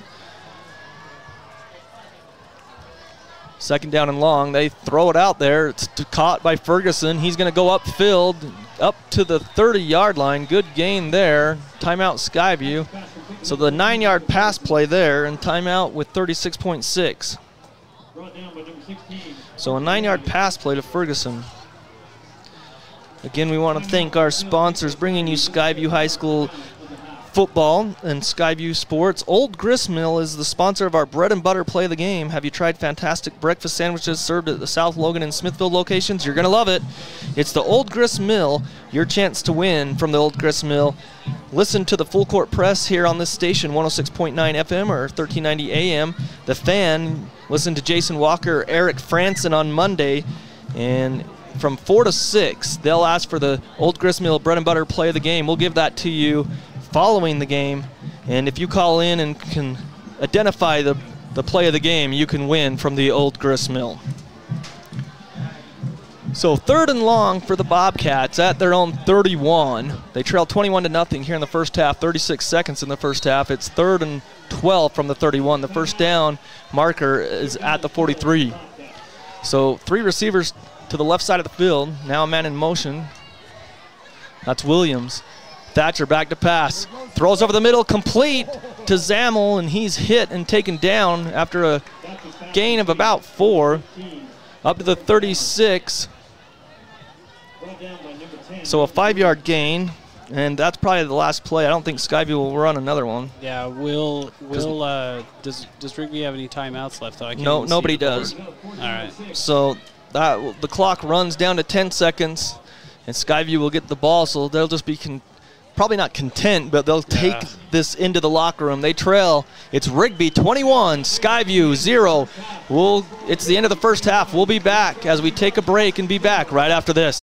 Great Basin Graphics has quality screen printing, detailed embroidery, and award-winning graphic designers. Employees look great and clients will notice. Get your order in today for fall products. Google Great Basin Graphics for screen printing and embroidery, located at 966 West 400 North in Logan. RPMs raise your BPMs. Then get up and go. Go turn some heads. Go turn a wrench. Napa has America's largest network of parts and care, here to keep you firing on all cylinders.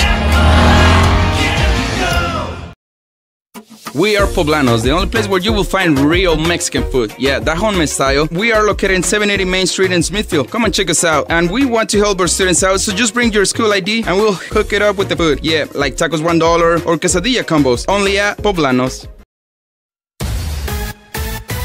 Preston Watts Collision and Glass has been your #1 resource for collision repair and auto glass. We specialize in windshield repairs, competitive prices, and free rock chip repairs for life. Call Preston Watts Collision and Glass at 563-3215. We do it right. Old Gristmill on South Main Logan, 4th North Logan, and now Smithfield offer Cache Valley that famous lunch special and natural bread baked the right way. Get your made-to-order lunch or baked goods at Cache Valley's Best of Northern Utah gold-winning bakery. The Old Gristmill, here for you. When disaster overwhelms you, let ARS restore your peace of mind. Call 753-9600 or go to our website at arscleanup.com.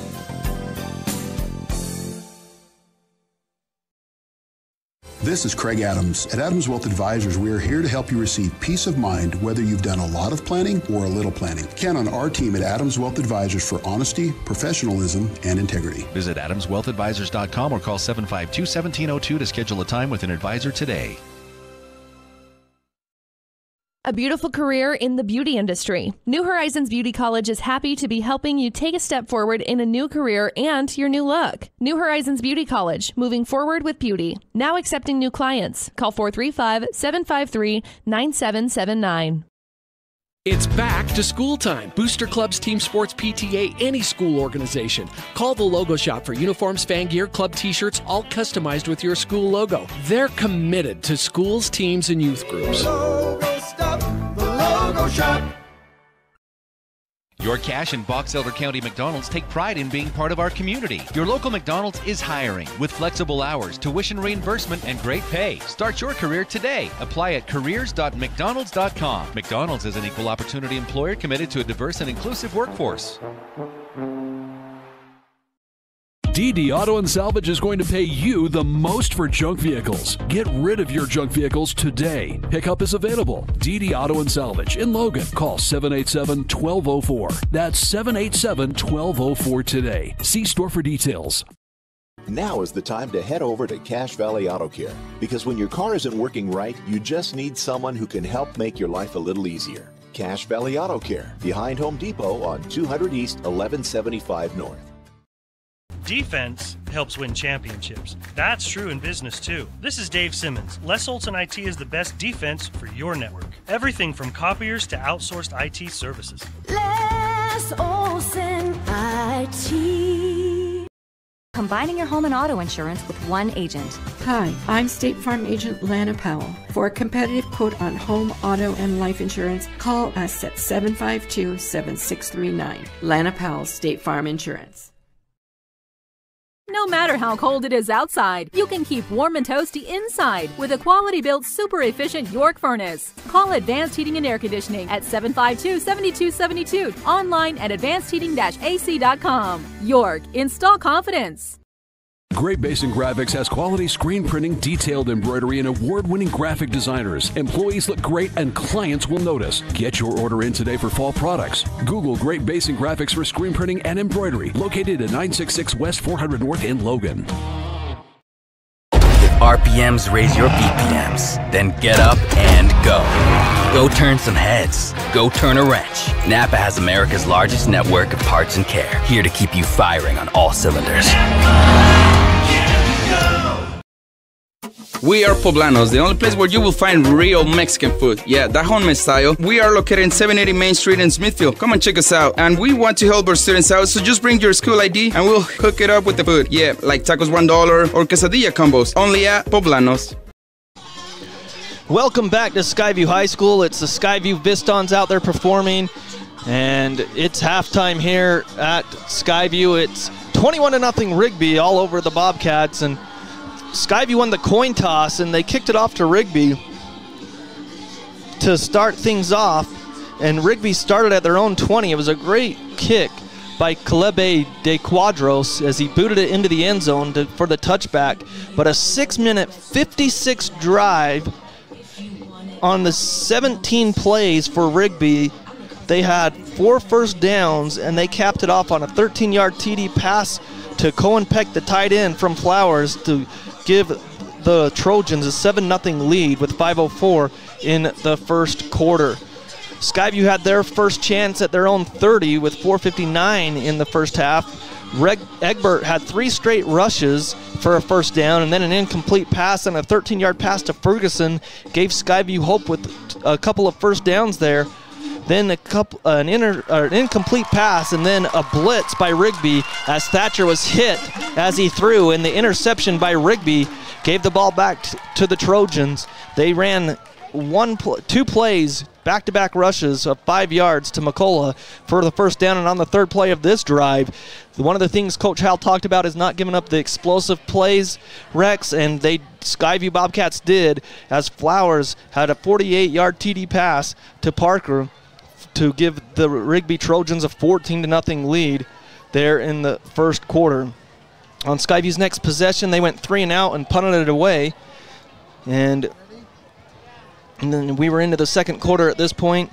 Then Rigby got the ball back at their own 37-yard line. 6-yard rush.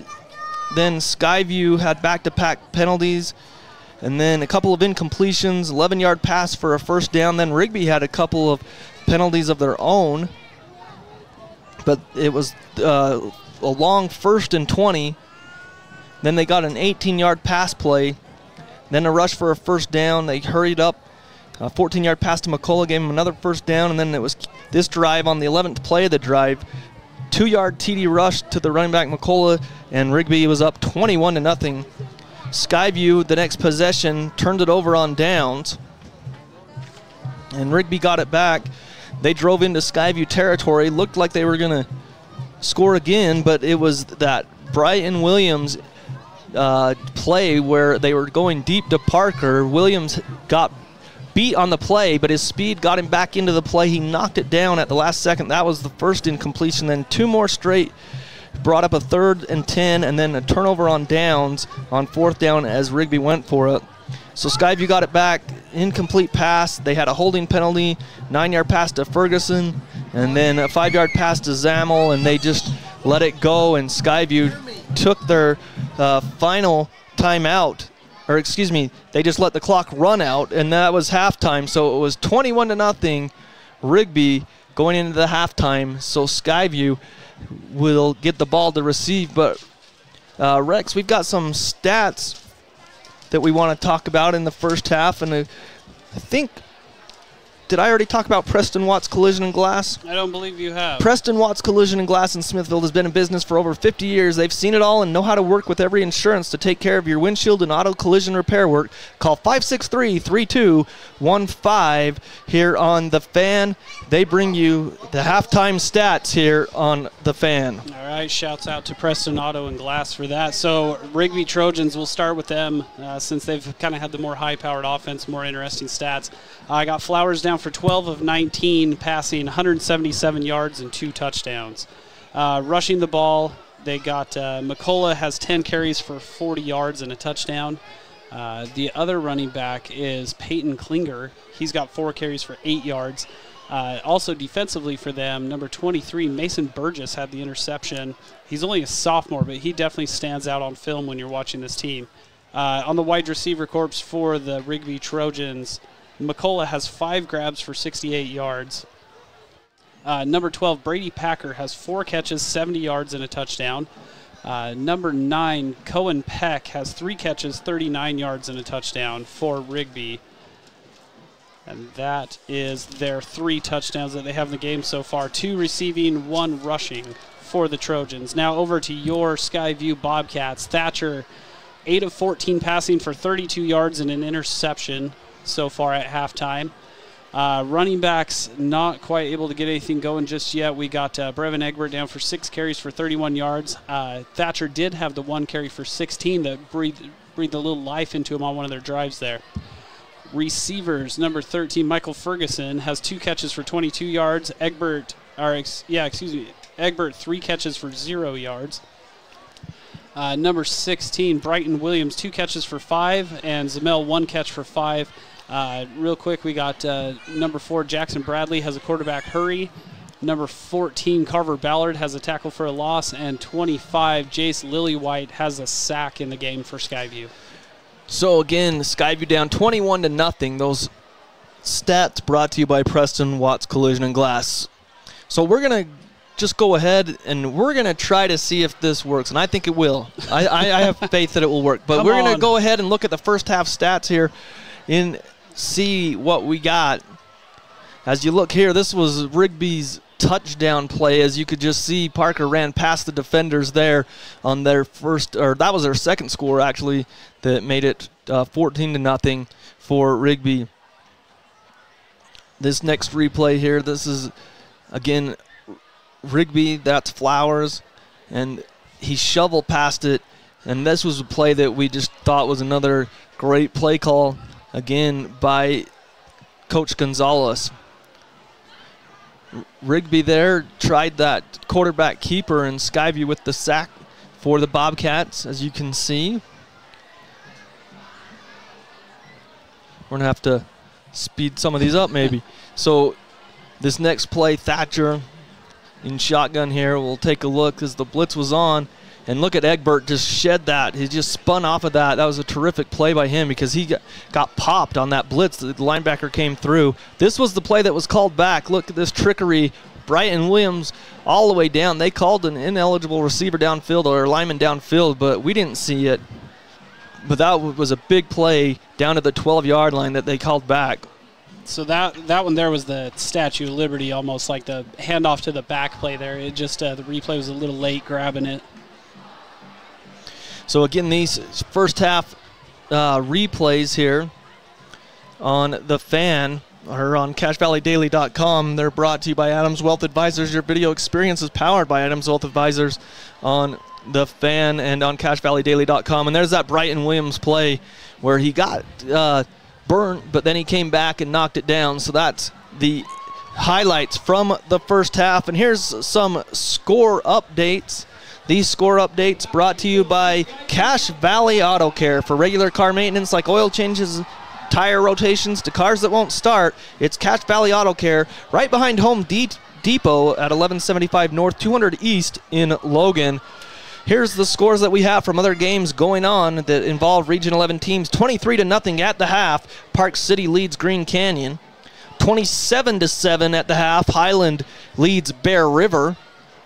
So Bear River on the board there. Ridgeline started at 8 o'clock, so they're just underway. They're at Snow Canyon tonight. And the last score we had at the half, not Bear River, Box Elder is 13, and Mountain Crest, who is off to 2-0 in the season under their new head coach. They trail, Mountain Crest does 13-0 at Box Elder. So we're going to step aside as both teams, well, Rigby's not out yet, but Skyview's out warming up on the field. We're going to step aside and be back. It's halftime. It's 21-0. Thanks for listening to Bobcat Football here on 106.9 FM and 1390 AM, The Fan. Preston Watts Collision and Glass has been your #1 resource for collision repair and auto glass. We specialize in windshield repairs, competitive prices, and free rock chip repairs for life. Call Preston Watts Collision and Glass at 563-3215. We do it right. Old Gristmill on South Main Logan, 4th North Logan, and now Smithfield offer Cache Valley that famous lunch special and natural bread baked the right way. Get your made-to-order lunch or baked goods at Cache Valley's Best of Northern Utah gold-winning bakery. The Old Gristmill, here for you. When disaster overwhelms you, let ARS restore your peace of mind. Call 753-9600 or go to our website at arscleanup.com.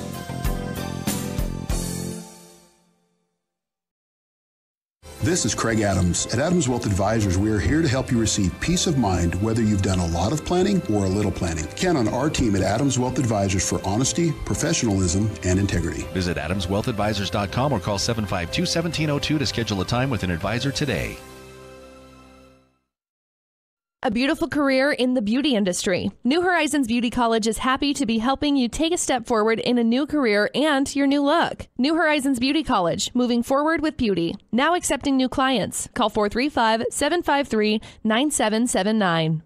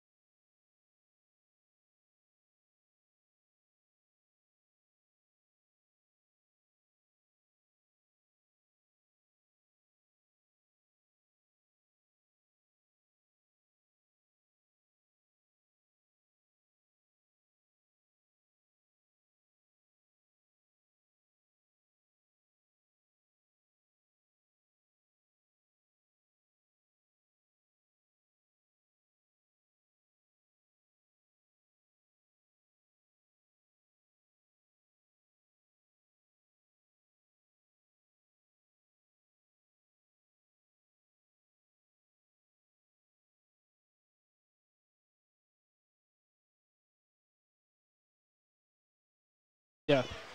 So again, it's 21-0. Start of the third quarter. And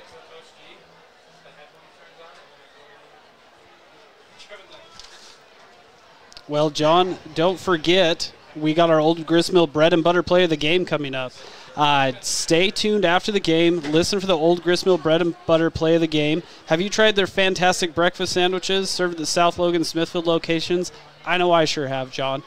You're going to love it. Muffins, scones, bagels, cheese bread, sweet rolls, baked fresh daily, takeout, curbside pickup, and delivery available. So again, 21-0 is the score here in the start of the third quarter. So Rigby will be kicking off to the north. Skyview will be going left to right on the radio dial. Let's see if Skyview can get something going here in the second half.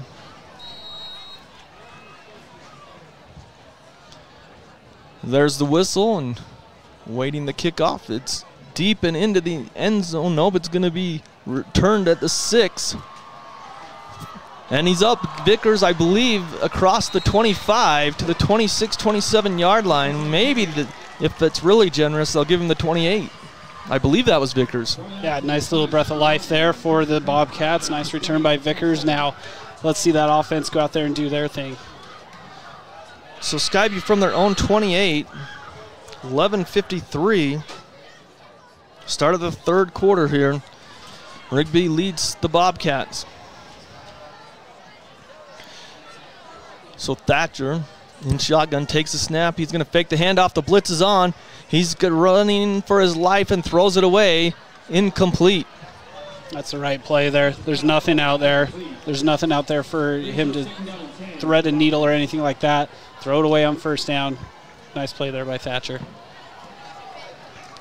He was running for his life. He rolled out to that west side, the right side, and just let that He's ball got to go. get some time. So 3 receivers to the left, 2nd and 10 from their own 28. They trailed 21-0. They got Rigby to flinch the defensive end, but he didn't come across. So now he moves Egbert to his left hip.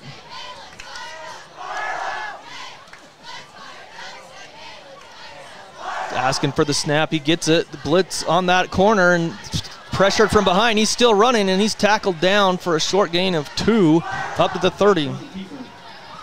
The thing that Rigby is doing defensively is they're getting Thatcher off his spot. His spot is in the pocket, being able to read the field. I don't remember seeing Thatcher actually have a play where he can stand back there, read the defense, and make his throw. He's running for his life on every single play. So 3rd and 8. Skyview doesn't want to go 3 and out to start the second half, but they're in danger of it unless they get the first down here. 3rd and 8. 3 receivers to the right for Thatcher. West side of the field. Takes the snap. He's back to pass. He's got time. Throws out there, and it is caught. What a catch. Right near the sticks is Williams. He got a foot down. He's going to be right at the sticks. Let's see where they mark it. It's a first down. Wow. So they needed 8, and they got 8. And what that was a ball. And not only that, but for the first time, you said they needed to give him time. And they're right on cue. So Williams, 8-yard pass, complete or reception for the 8 yards for the first down up to the 38-yard line. Got out of bounds with 11:02 in the 3rd, 21-0. 3 receivers to the left this time for Thatcher. Egbert's in the backfield with him. He's going to throw. He's got time. Now the pocket breaks down and he's sacked. Big loss from the 38 back to the 28, a loss of 10. Man, and Brevin Egbert went down on the play with him. I mean, that was chaos there by that defensive line, and we do have a Trojan player down. Well, that time, like, Thatcher had time, and then all of a sudden, that's a coverage sack because Thatcher couldn't find anyone open, and then all of a sudden it broke down. So we're going to step aside. It's 10:48 here in the 3rd quarter. It'll be a 2nd and long for the Bobcats when we come back. 21-0 Rigby. We'll be back right after this. It's back to school time. Booster Clubs, team sports, PTA, any school organization. Call the Logo Shop for uniforms, fan gear, club t-shirts, all customized with your school logo. They're committed to schools, teams, and youth groups. Logo Stop, the Logo Shop. Your Cache and Box Elder County McDonald's take pride in being part of our community. Your local McDonald's is hiring with flexible hours, tuition reimbursement, and great pay. Start your career today. Apply at careers.mcdonalds.com. McDonald's is an equal opportunity employer committed to a diverse and inclusive workforce.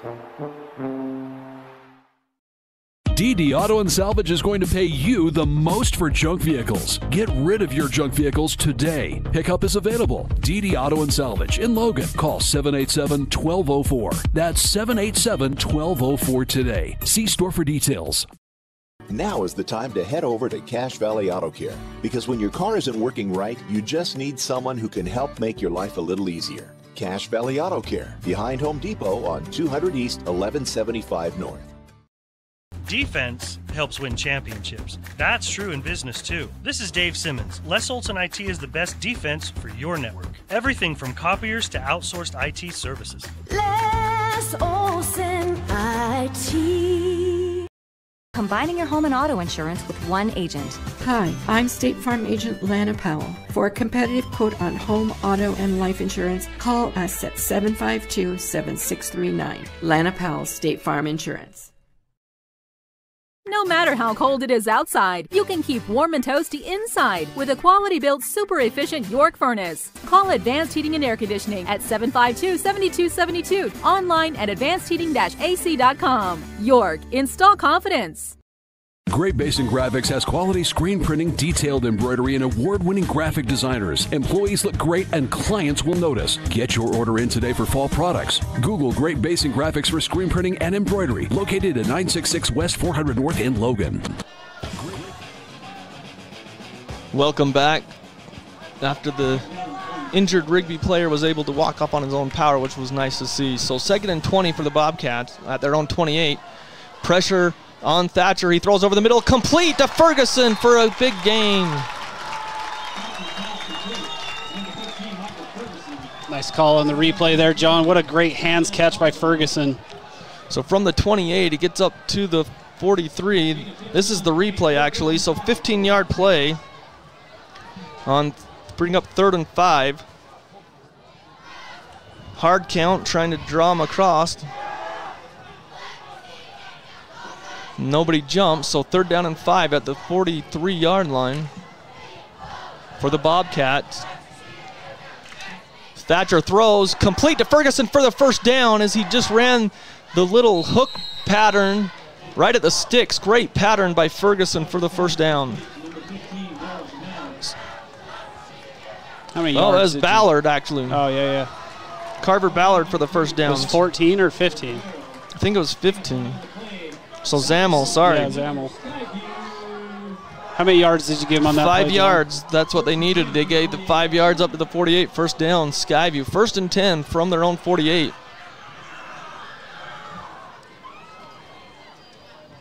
Back to pass. Thatcher is looking. He throws complete up to the 40, and he's pushed out of bounds there. That's Williams for another first down. That one of 12 yards for the first. Nice little sideline route there by Williams. Able to get over there, get open, and Thatcher just threw a laser beam at him.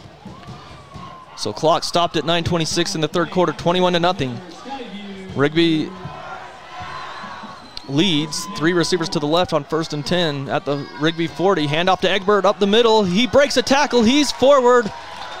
8 yards on first down. Skyview finally runs. It's been a while since they've ran. Well, look, the crowd's getting a little bit of life in them. The offense is getting a little bit of life in them. This is what they needed. 9th play of the drive coming up that started at their own 28. The Bobcats, and it's 2nd down and 2 from the 32 of Rigby. Couple receivers to each side. Play action pass. They set up the screen, and Thatcher had to eat that.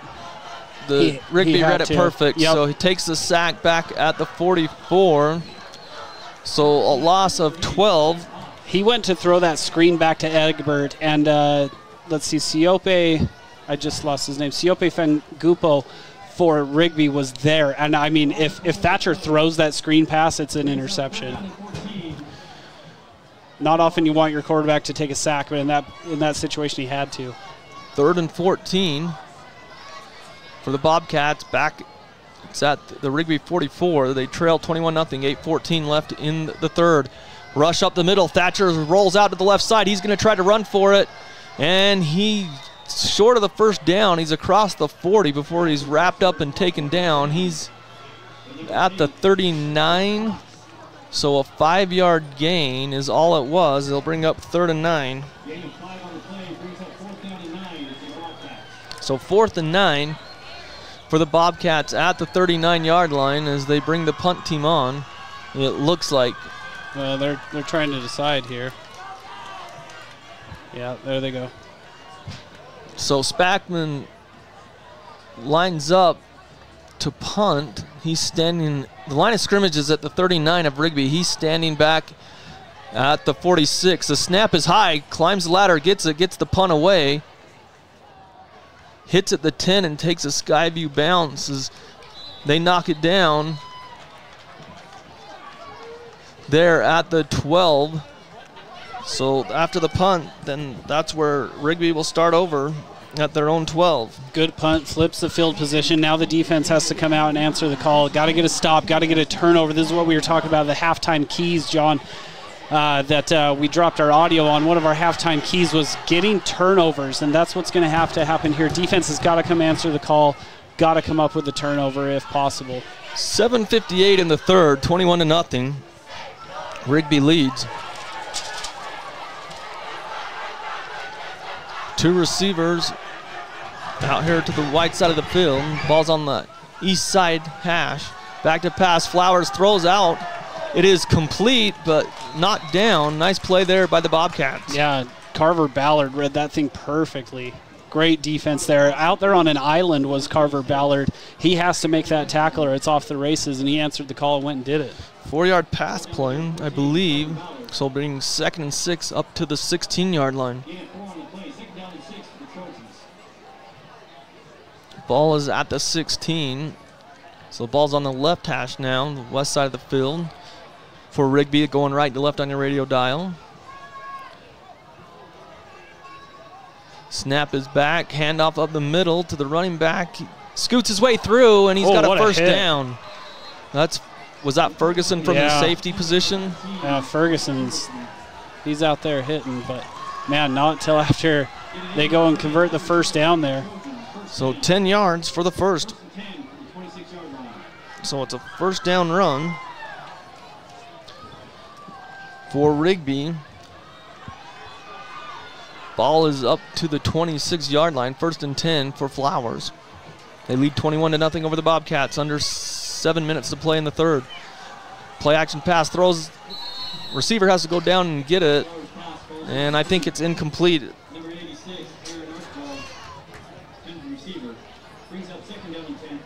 So 2nd and 10 for the Trojans from their 26-yard line. They lead 21-0 over the Bobcats. Aaron Archibald just unable to bring it down. This is the tight end we were talking about in pregame. It looks like he should be running in the Mountain West. Skyview a little out of sorts on defense right now. So 3 receivers to the right on 2nd down and 10 from their own 26. Handoff up the middle. He's got a head of steam. He's knocked down from the 26 up to about the 32, 33-yard line. We'll give him 7. They hurry it up. 3rd down, they get there. It's right at the sticks. So I think they stopped him. There's 3rd and 3. We'll see.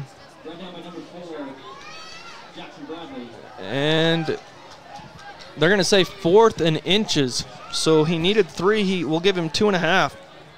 So it's going to be 4th down and inches. They're under center. Under center is Flowers, and now they're going to stop play. What do we got going on here? Well, Coach Gonzalez is saying it's a first down.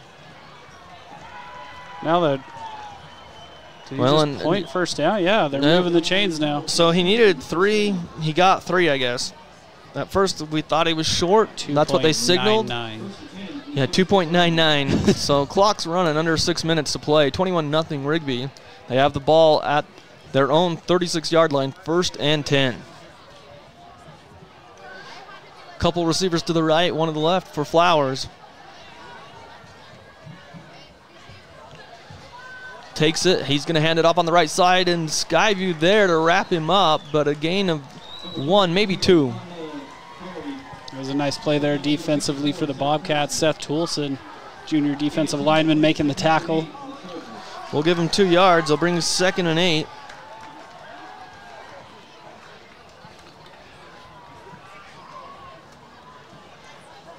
For the Trojans, they lead 21-0 at their own 38, 2nd down and 8.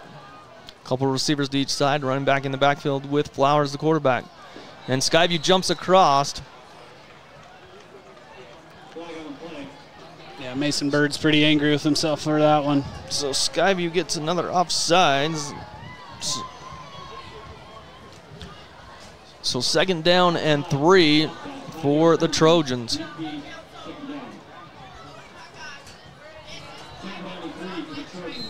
These Trojan drives just feel so long, don't they? Like, yeah. I feel like they get the ball for entire quarters. Well, their first drive was 6:56, 17 plays. This one, 2nd and 3. Skyview stacks them up. Rare defensive stack up there by the Bobcat defense. Brings 3rd down and 1.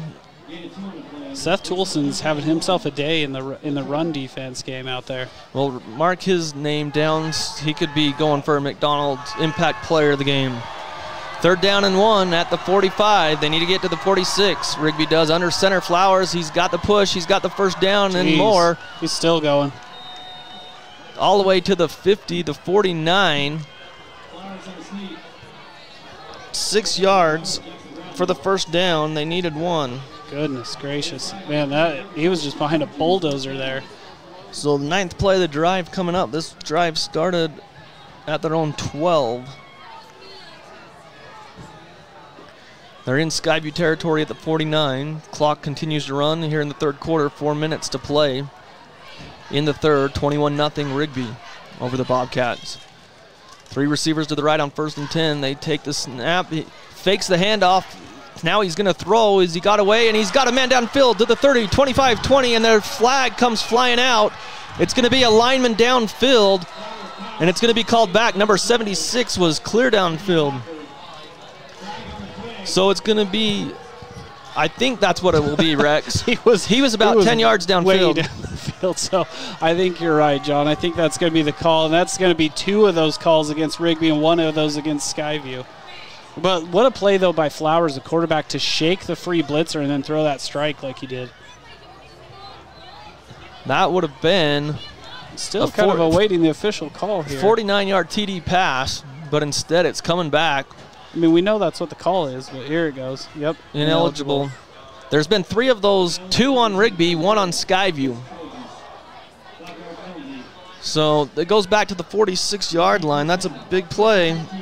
And that was all Flowers, too. It was. And the thing that always kills me about those ineligible downfield is it's not like it benefits Rigby in any way to have him down there. But it definitely gets called back. Well, Coach Gonzalez didn't agree with that call. He was out on the field letting the referee know. Blitz is on. It's picked up. Throw is complete, but a great stick that time by the Bobcats. Is that Ferguson? That's Ferguson again, I think. Yeah, here we go on the replay. On CashValleyDaily.com, we got the replay for you. So you'll see Flowers here, and Bradley's going to come off the edge with the blitz, and there's Ferguson just making the hit. Rex, that was incomplete. Absolutely. So he knocked the ball free because I thought that was a completion, but Ferguson knocked it out. He got up limping. Ferguson has been playing out of his mind. Maybe today. He's cramping. He's off the field. I think he's cramping. He's going to come to the sideline. He's on the bench getting stretched out. I think that happened to him on week 1, too. I think he was cramping. 2nd down and long, 2nd and 15 for the Trojans. Flowers, empty backfield. He's going to throw. It's complete. And a broken tackle, 2nd broken tackle. And Skyview finally wrestles him down across the 45 to about the 43-yard line. So 11-yard pass play, and they hurry up to the line on 3rd down and run the play, rushing play, got the 1st down. Yeah, when they got to be careful switching the defensive linemen when it's 3rd and short, 2nd and short, whatever it may be, because they go with so much tempo that these D linemen are barely getting off the field.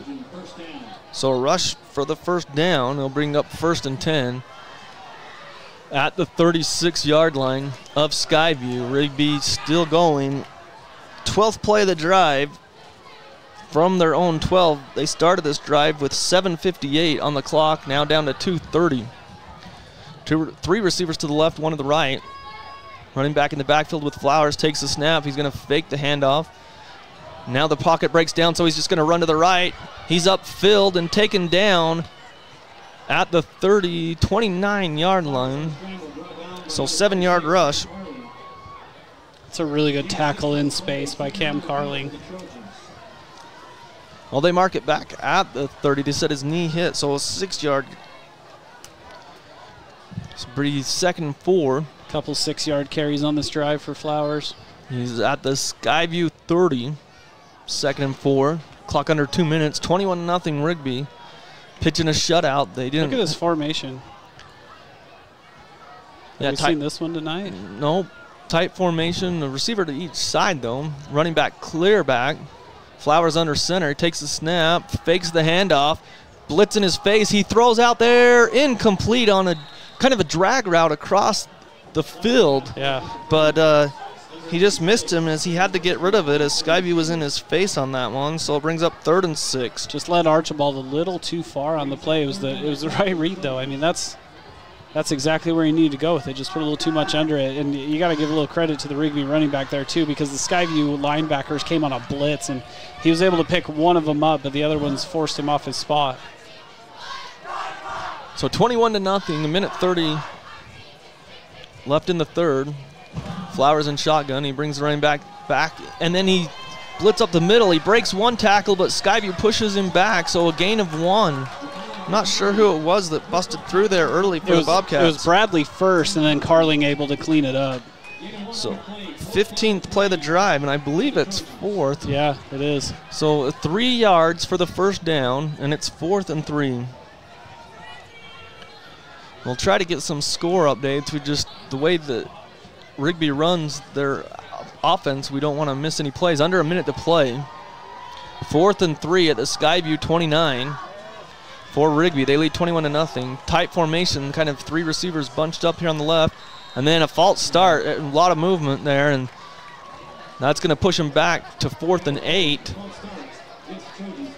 Gives Skyview just a little bit of relief there, back them up a little further. This offense is super high-powered, so, I mean, this is still doable, but if you're Skyview, that at least gave you a little bit more room to work with now. Yeah, ball's back at the 34-yard line now, so 4th and 8. We'll see if they bring on the kicker.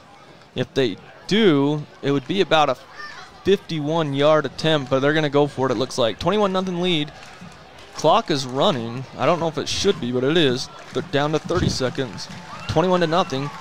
3 receivers to the left. The hard count. Skyview flinches but doesn't come across. Now Flowers looks to the sideline and a timeout with 21 seconds. So first one of the second half. 21-0. Let's stay here, Rex. Check out some of these scores because we haven't done that for a while. ARS got a mess. Call ARS. They bring you these scores here on the Fan. Let's see if I can pull these up. See if I can get the ARS logo up there. Oh, there it is. Ridgeline. Here's a score from Ridgeline. They started an hour later than us at 8 o'clock. They're down at St. George at Snow Canyon, trying to avoid going 0-3. The defending 4A champs lead Snow Canyon 7-0 after 1 quarter. Box Elder 20-0 over Mountain Crest. There in Brigham City, Highland leads 33-7 over Bear River halfway through the 3rd quarter there. And Park City leads Green Canyon 30-0 at the end of 3 up in Park City. Those scores brought to you by ARS.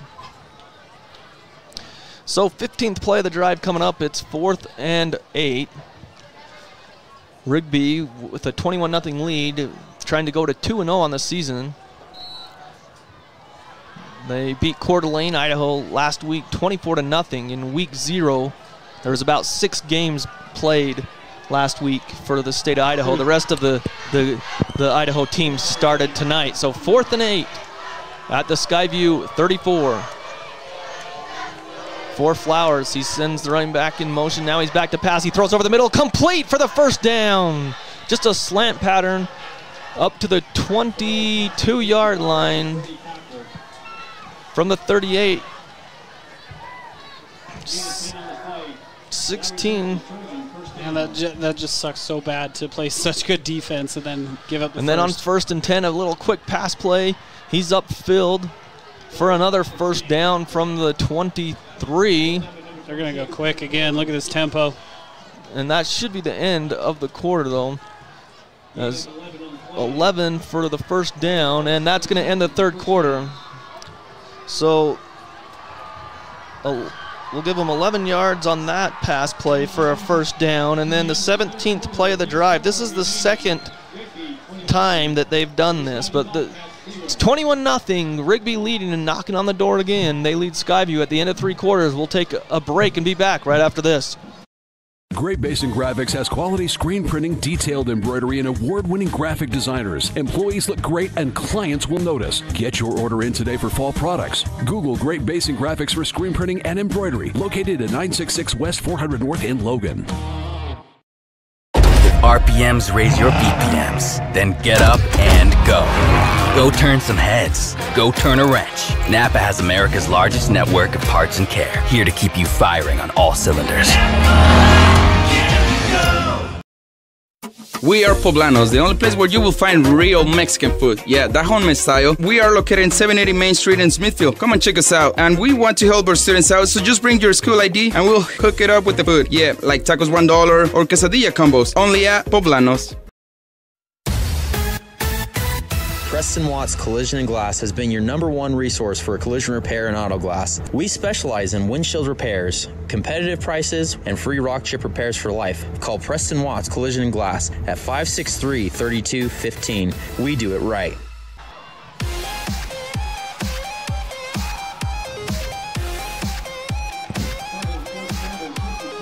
Start of the 4th quarter, 21-0. Rigby leads Skyview. And they have a 1st and 10 coming up to start the fourth quarter at the Skyview 11-yard line. 17th play of the drive that started at their own 12. They started this drive with 7:58 in the second quarter, so this drive's going to be more than 8 minutes. Unreal. So handoff on first down to McCullough up the middle. From the 11, I think he's about to the 7-yard line. We'll give him 4 yards. And I don't appreciate them making me run out of room. I just feel like I've been keeping Rigby stats this whole night. So they're up to the 7, so gain of 4, 2nd and 6. 18th play of the drive, 3 receivers to the left, 1 to the right. Running back goes out of the backfield, empty backfield now. They whip it out there. It hits the ground. They're going to call it incomplete, a forward pass, as the pressure was back there by the Bobcats. Yeah, Bradley came off the edge again. Bradley's been able to get in the backfield. He's been able to get to Flowers a little bit, not come down with a sack, but he's been able to get in his face there and move him off his spot a few times. Rush some throws like that one. Start of the fourth quarter, 11:25 left in the game. 3rd and 6 from the Skyview 7, 21-0. Empty backfield, 2 receivers to the right, 3 to the left for Flowers. Takes the snap. He's looking right. He throws right over the middle. Touchdown, or just right at the goal line. They're going to call it a touchdown. I was waiting for the signal. It took a while, but a 7-yard TD pass from Flowers to the receiver on the 19th play of that drive, and it's 27-0 pending the extra point. So that drive will end with 11-19. That's a 3rd touchdown pass for Flowers in the game. So 27-0 pending the extra point, and it's tipped and Skyview blocks it. Let's see that replay here. As the extra point is blocked off the edge, I believe it was Williams. We'll see. Yeah, it's Ballard. Isn't that 14? Yeah. Hard to tell, but I think it's Ballard. So blocked extra point as the scoreboard goes out again. It's 27-0 though. There it is. So 27-0. Rigby leading the Bobcats. I'm gonna borrow your light there, John. I didn't like when you did that. Sorry. Just kidding. Preston Watts Collision and Glass. Preston Watts Collision and Glass in Smithfield has been in business for over 50 years. They've seen it all and know how to work with every insurance and take care of your windshield and auto collision repair work. Call 563-3215. That's Preston Watts Collision and Glass. That drive, 19 plays. They score with that 7-yard TD pass, 8 minutes and 42 seconds by my count. Their first drive of the game was a 17-play drive that took 5 minutes and 4 seconds. So it's what Coach Howell wanted, to make them sustain long drives, but they can't stop them. So on the ensuing kickoff, a good return up the middle, still on his feet across the 30 to the 35. A good return by the Bobcats there. Vickers with the return there. You can see he gets it up there and just that middle return. Had a good one against Wasatch too, Ferguson did. They're going to mark him at the 35. So Skyview will start at their own 35. I get to turn to my Skyview page in the stat sheet here. There's probably not too much on there as they've chewed up a lot of clock, Rigby has. So 11-12 left in the game, 27-0. Thatcher in shotgun, 3 receivers to the left, takes the snap, he's gonna hand it off. Egbert broke 1 tackle, but then tackled from behind for maybe 2 yards.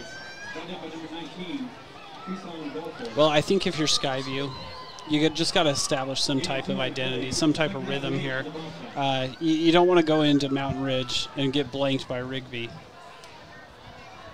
And Rigby doesn't want to give up their clean sheet because 24-0 last week. They lead 27-0 this week. They're going to be 2-0 on the season. 2 receivers to each side. Thatcher in shotgun, back to pass. Looking. He throws out there. He's got a man complete near midfield. I believe it was Williams, but he's right by the Skyview sideline. Can't catch the number, but I believe that's who it was. Yeah, it was. So from the 37 up to the 48, an 11-yard pass play for the first down. They have the timing of that play down so good. I mean, Thatcher and Williams just have that play down to a T. Yeah, the problem is tonight, does Thatcher have enough time? That time he did. So 1st and 10, Skyview at their own 48. 2 receivers to each side. Same formation as the last one. Back to pass again. He's got time. Now it breaks down. Thatcher's going to step up into the pocket. He throws at the last second. Nearly picked off. And then a flag. Oh, that's just a football on the other side.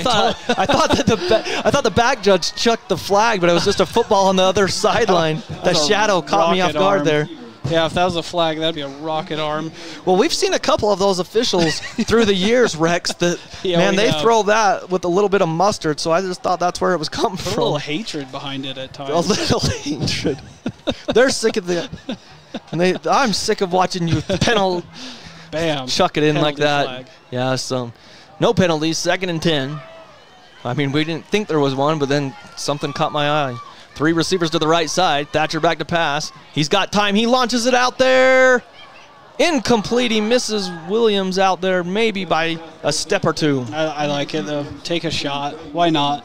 Take a shot. Yeah, that was down by the 20-yard line. Yep. It was a good-looking ball, good-looking route. Take your shots. Yeah, just a post route out there and couldn't get it. So with 10:18 left in the game, 27-0 Rigby. Ball is at the 48-yard line of Skyview. 3rd and 10. You got to at least get this thing over into Rigby territory here. So they go back to that 2 wide receiver set on each side with the running back in the backfield with Thatcher. Blitzes on up the middle. Thatcher's got time. Over the middle, incomplete. So it'll bring up 4th and 10. Yeah, I mean, it really wasn't there. The defense was in place. Not much Skyview could have done there. Got some score updates after this punt. We'll try to get these in.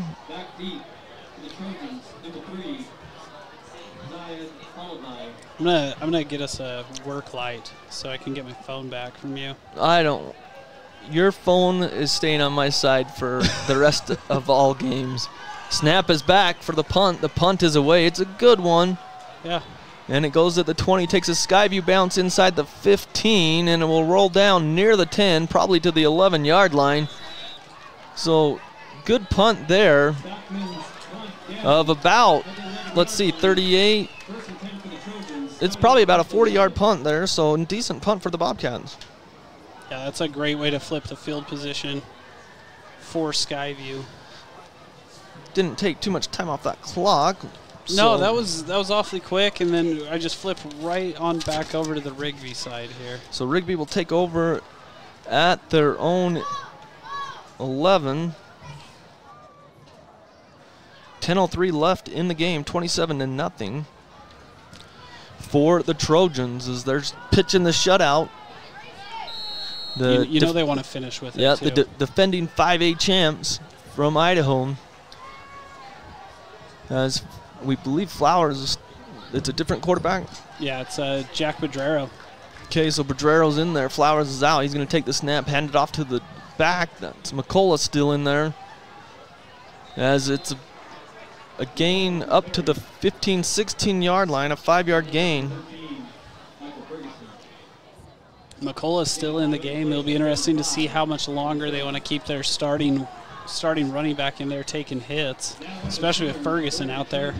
Yeah, he's come up and made some big hits tonight, and he did cramp up on that really where he jarred the ball loose and caused an incompletion earlier on the last drive. So 2nd down and 5. They're Bedrero keeps it himself. He's trying to bounce it outside, and he's snowed under by the blue defense, and I believe Ferguson was leading the charge. Yeah, here's a replay on CashValleyDaily.com if you want to see that tackle for a loss again. Yeah, Ferguson's the guy that gets in there first. So no gain there. I'll bring up 3rd and 5 for the Trojans. They lead 27-0, clock under 9 minutes to play. Again, Skyview will be on the road at Mountain Ridge.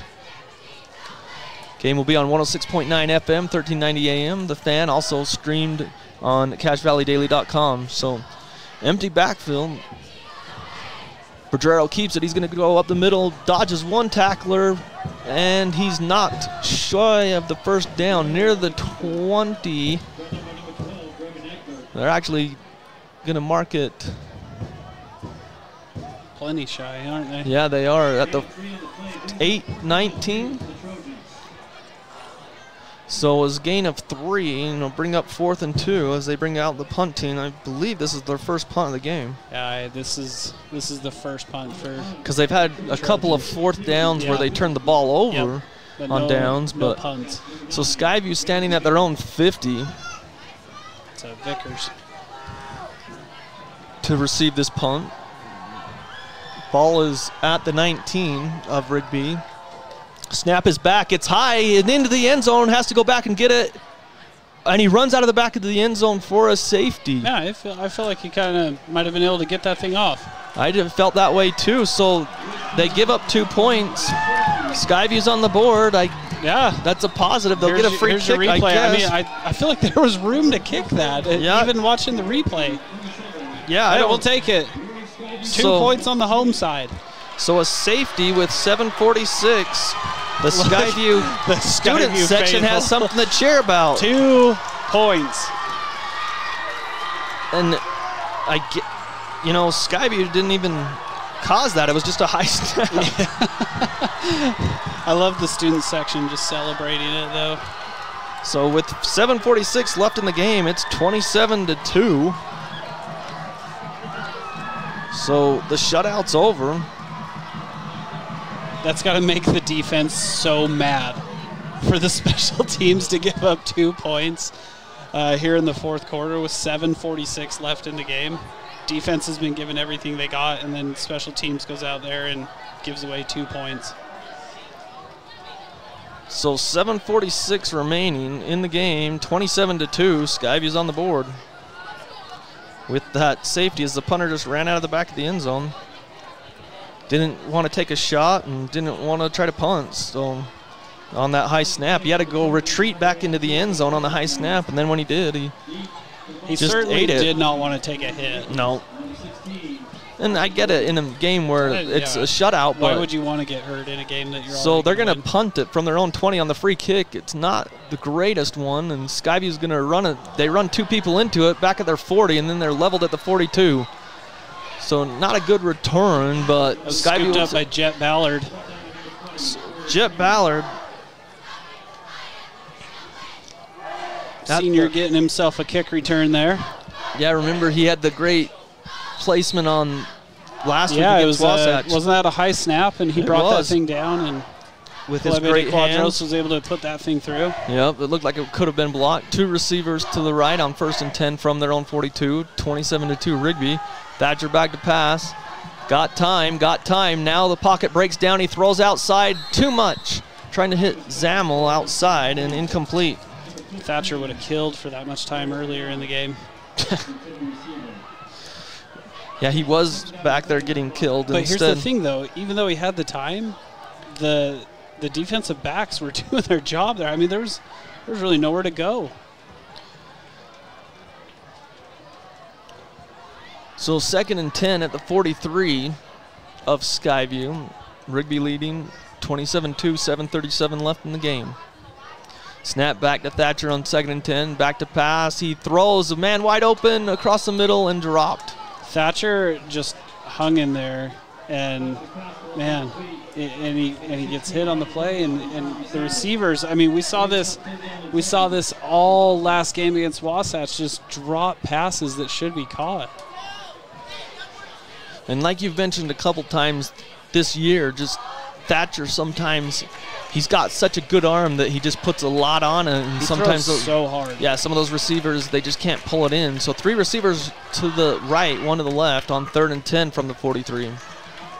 Scott running back in the backfield with him, waiting for the snap, calls it out, and there's a penalty marker. It's probably a false start as the linesman on the far side called it. But Thatcher's pointing like it's Rigby. Yeah. Dead ball offsides. Wow. Usually that's a dead ball false start, but that one's an offsides on Rigby. Interesting. You rarely see that because I didn't see a lot of movement anywhere, to be honest. Yeah. Typically, it has to be where the quarterback can't see it, too, right? Yeah. It has to be a dead ball. Yep, 3rd and 5 for the Bobcats. Ball's at the 48, their own 48. 2 receivers to each side, running back in the backfield for Thatcher on 3rd and 5. Throws across the middle, complete to Williams. He retreats. They did give him the first down. Wow, this linesman gave him the forward momentum. He actually ran backwards. They're going to give him up to the 45. So a 7-yard gain for first. 7-yard pass play to Williams for a first down. Keeps the drive alive. That penalty really helped. So the ball is in Rigby territory at the 45-yard line. Clock runs at 7:10 left in the game. 27-2. Rigby leads. Thatcher back to pass on 1st and 10. He's got time. He throws over the middle again, and it is incomplete, but a penalty comes flying out. They're going to call pass interference. I'm trying to see who their intended receiver was. I was thinking it was Vickers, but whoever the receiver is, they're cramping up right now. I kind of felt like, and this might be the old safety in me, I kind of felt like that was good defense. Well, I thought it was, but I did too, and the safety tried to help him up, but he was cramping, and so he's down.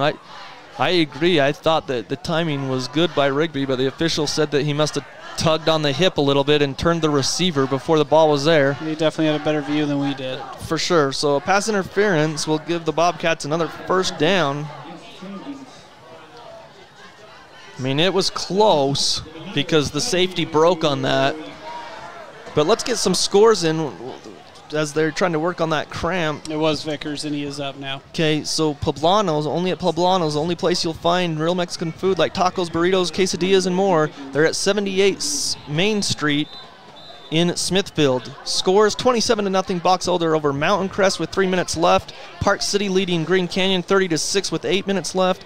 Highland 40-7 over Bear River with 6:22 in the third, and Ridgeline 17-0 over Snow Canyon at halftime. I'm kind of surprised by that Ridgeline score. I mean, I expected that to be a little closer, I guess. Like, tied at halftime. Ridgeline going all the way down to Snow Canyon too, right? Yep. Yeah. So, and they're looking for their first win. They were trying to avoid going 0-3. They moved Jackson Olson back to wide receiver. He's a great athlete. He's committed to Utah State. So handoff there on first down. It's Egbert. He shows some speed on the left side, breaks a tackle, and he's pop-canned at the 15. Wow, he ran into a brick wall there.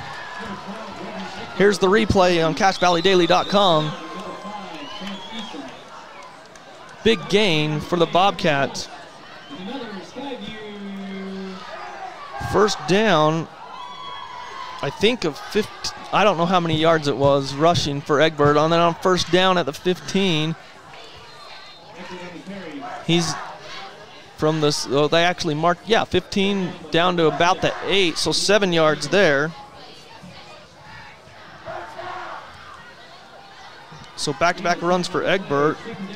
2nd down and 3. Nice to see a little bit of life in the Skyview offense. They're definitely in scoring territory now.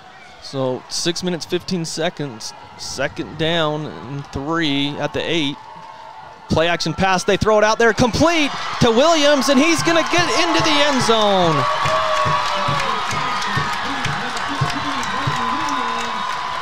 So from 8 yards out on the replay here, you can see the play action pass. Thatcher rolls out to the right side. Didn't have a lot of time, but he got it to Williams, and Williams outruns the defense to the pylon for the touchdown. Even after watching the replay, I didn't get how far out that was. Was that 8 yards out? 8 yards out. So an 8-yard TD pass to Williams. So the Skyview student section has something to cheer about. 27-8 was 6:06. Timeout Skyview. Let's watch that replay again. See if we can just play it and see what. I wanted to see the play before, but we can't pull that up. But yeah, here's the replay of the touchdown. You can see he play-action pass, but 2 defenders right in his face. He just had to let that go quickly. Yeah, and that's such a good read, too, because he's able to bring those 2 defenders, which is what frees up that space over there for Brighton Williams to run over to that side and just be wide open. See, this little move that Thatcher makes both those guys go after him. So I'm going to try something, and I don't know if this is a good thing or a bad thing, Rex, but... Good luck, my friend. No, as soon as I tried something, I'm not going to. Like, I clicked something, and I was like, hey, this is a good idea, and realized, no, it's actually a horrible idea. Right, because then we're going to drop the entire broadcast. Yeah, so I'll hold off on that. Going for I 2? wanted to see Egbert's big rush. But that was a nice play. I think it was 15 yards, so they are going for 2, it looks like. 3 receivers to the right. As they run to the right, they throw it. It's behind the receiver. He made the catch. He's not going to get in because it was behind him. If he throws it in front of him, Rex, he can just waltz into the end zone. So the 2-point conversion is failed. Well, I think that's the right call. Go for 2. Might as well chip away at it. So we got ourselves 6 minutes and 6 seconds left here in the game. 27-8, Rigby leads.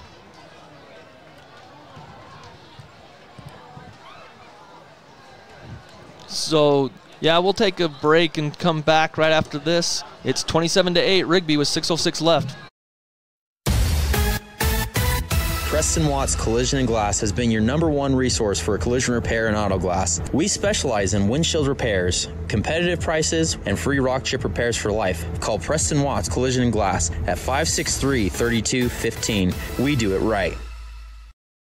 Old Gristmill on South Main Logan, 4th North Logan, and now Smithfield offer Cache Valley that famous lunch special and natural bread baked the right way. Get your made-to-order lunch or baked goods at Cache Valley's Best of Northern Utah gold-winning bakery. The Old Gristmill, here for you. Welcome back. 27-8 is the score. 6:06 left in the game. As Rigby's got their hands team out there. We'll see what Skyview does. They do try the onside kick. It takes a good bounce, but Rigby plays it perfectly, and they'll recover it at the 41-yard line is where they'll take over. Yeah, that's exactly what you coach your kids to do. That onside kick's coming right at you. Grab it and get down. Don't try to be fancy. So they start at their own 42 with 6:05 remaining. I mean, depending on what they do, the previous drives, they could eat that entire clock if they wanted.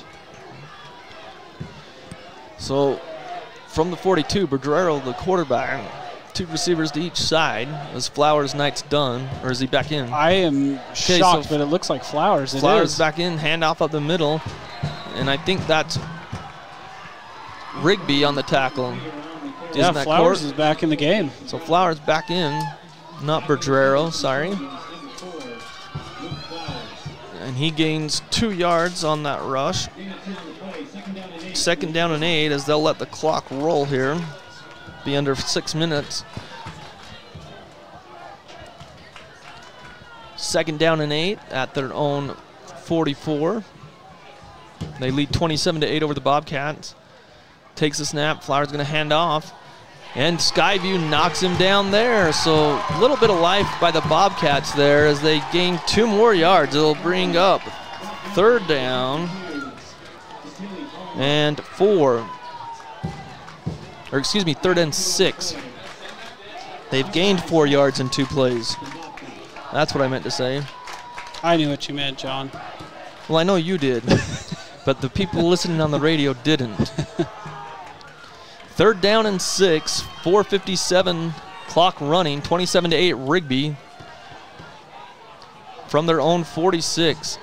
Couple receivers to each side, running back in the backfield with Flowers, the quarterback.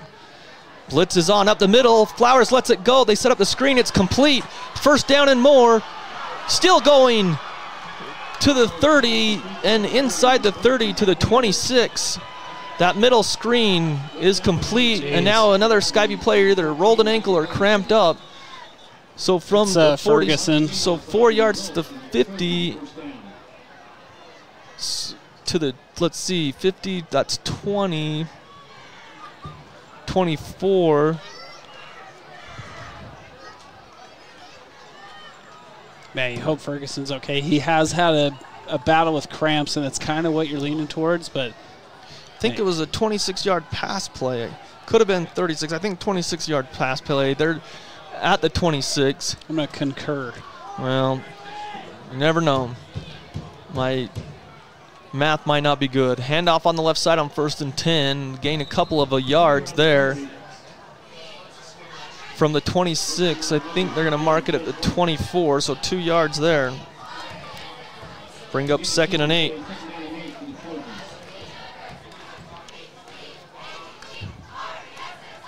I just don't love the idea of putting Flowers back in there. Clock is stopped at, oh, there it goes. It's under 4 minutes, down to 3:50 left in the game, 27-8. Rigby's up on Skyview, 2nd and 8. At the 24 of Skyview, just Flowers waiting for the back judge to count. Now he is for the delay game. Snaps it on with a couple seconds left. Pitch out to the left side, up the sideline for a first down or close to it, depending on where the knee is. It's on the far side, hard for us to tell. They're going to wind that clock, so I think he's yards shy maybe. He needed 8. He probably got 7 on that pitch play, so it'll be 3rd and 1. Clock continues to run. 27-8. Skyview trailing. Rigby with the lead. Clock down to 3:20.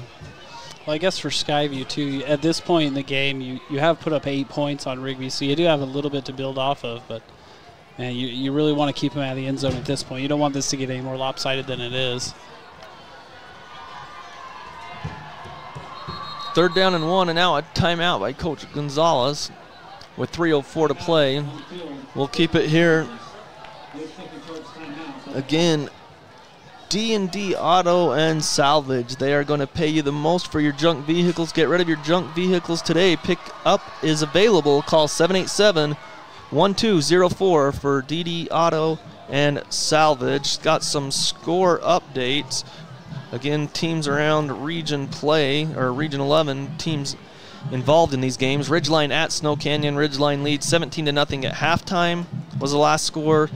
Final, Box Elder defeats Mountain Crest 27-0. That's over in Brigham City, so Mountain Crest suffers their first defeat. Highland at the end of 3 quarters leads Bear River 40-21. A lot of scoring in that one. Good night. Yeah, geez. And Park City, the last score we had was 30-6 over Green Canyon with about 8.5 minutes left. And that was about 20 minutes ago, so that game's probably over. I'm honestly surprised that Bear River was able to go and fight Highland as well as they did. I mean, they went and put, what'd you say, 20 points up on them? That's pretty good. So Skyview trailing 3 minutes, 4 seconds to play, 27-8. Flowers in there at quarterback, couple receivers to the right. That's a different quarterback. No, and they stack him up. He only needed 1 yard. He leans forward. This is going to depend on the spot, whether it's 4th and 1. That's the freshman quarterback, Jacob Flowers. Oh, okay. So you can still say Flowers. No, I can still say it then. Okay. Well, I wasn't off then. No. Okay, so no gain. So 4th and inches. From the 17, they need to get to the 16. It's 4th and 1. So the sophomore Flowers is in there. 3 receivers to the left. He takes a snap, and they weren't set on that left side. He's a freshman, John. Oh, a freshman. Okay, yeah. So false start. So on 4th and 1, it will be 4th and 6 now. Wonder what they'll do now. I think they'll try the field goal, to be honest. I think they should, just from what I saw in pregame. I mean, he was killing it in pregame. But you can tell Rigby's not trying to run up the score at all either. That's true. So that's true. Maybe that's why they won't, and they'll just probably go for it here, right. Rex. So with 2:31 left in the game, 27-8, Rigby leads. Ball is back at the 22. Now they wind the clock. 4th and 6 for the Trojans. The freshman Flowers takes the snap. Blitz is on, and he sets up that shallow pattern. It's caught. It's short of the first down, so Skyview will take over on downs. But a nice pass as he is backpedaling, pressure in his face. Right, with a senior chasing him down, and he's a freshman. I think that's a great throw. So Skyview will take over. 2 minutes, 19 seconds for the Bobcats. Thatcher's still going to be out there. Starting offense is all still out there. So Skyview takes over at their own 19. I believe 2:19 left to play. 27-8 Rigby. Thatcher out there. Takes a snap. He's going to get it to Porter on the run. Sam Porter gains about, we'll give him 9. So 2nd and 1.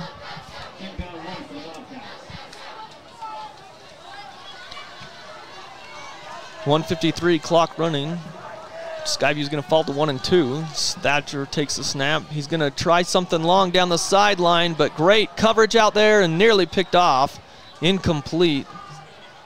Man, you got to wonder how much Ferguson has in the tank. That was a go route there, and I think he might be cramping again over there on the far sideline. Well, he's playing both ways, and he's been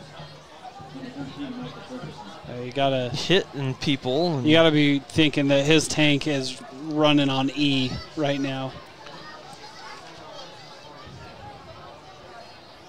Speaking of tanks running on E, Cache Valley Auto Care. For regular car maintenance like oil changes and tire rotation to cars that won't start, we all want someone we can trust to work on our vehicle. Read their online reviews and decide for yourself. They're located right behind Home Depot at 1175 North, 200 East in Logan. That's Cache Valley Auto Care. Again, next week, Skyview will be on the road at Mountain Ridge. Mountain Ridge, I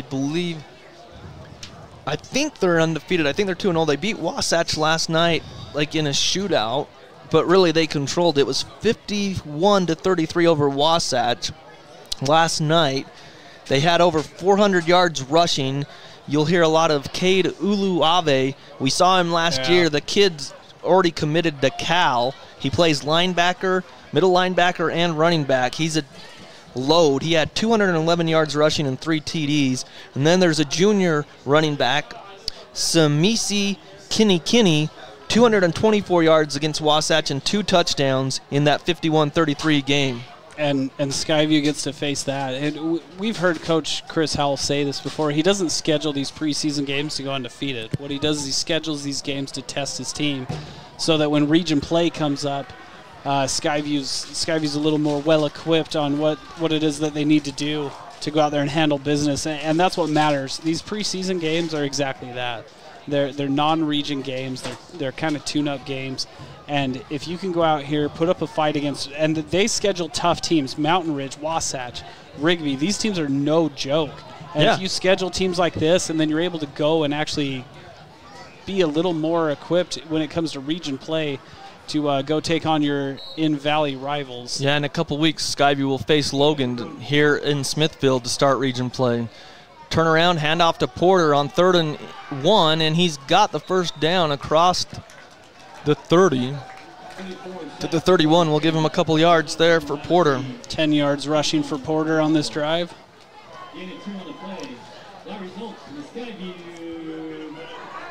Clock continues to run. 27-8, 1:25 left in the game. Skyview's at the 30-yard line.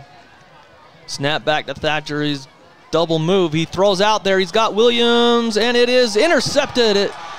Rigby has it, turning it to the 40, the 35, down the sideline, and he's pushed out of bounds on the interception. It's Sebastian Kazir there with the interception for the Trojans. So 2 interceptions on the night for Thatcher, as the safety was just sitting back, doing what he's supposed to do, not letting anyone get behind him, because Williams got past his man on the double move, but the safety was there to make the play. Yeah, that's exactly it, John. I mean, I don't have much to add to it, because that safety, Sebastian Kazir, he just read it like a center fielder. That was a fly ball. He came up and made a play on it. Nice play there by Sebastian. So 1:07 left in the game.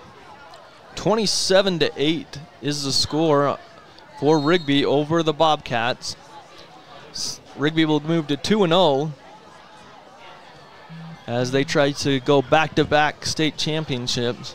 They play at American Fork next week. I saw that. That's going to be a good test for both of those teams. American Fork, a good program as well. But Rigby, man, they a well-oiled machine under Coach Gonzalez and his coaching staff. So on 1st and 10, they run up the middle, no gain.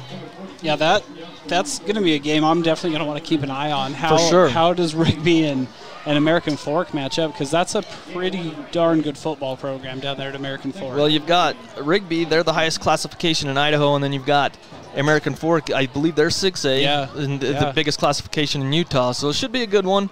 Next week, Skyview will be at Mountain Ridge, a 6A team, and they go into victory formation on 2nd down, kneel down, and that should do it. I don't think they have to run another play. And even if you had to, I think the officials just don't mark the ball. Yeah. So that's going to do it. That'll be the final. 27-8. Skyview falls to 1-2 on the season as they lose tonight. 27-8. Rigby, a very good program like we knew coming into this game, but they win 27-8. We're going to go to our post game and come back right after this. It's 27-8. It's the final right here on the Fan. When disaster overwhelms you, let ARS restore your peace of mind. Call 753-9600 or go to our website at arscleanup.com.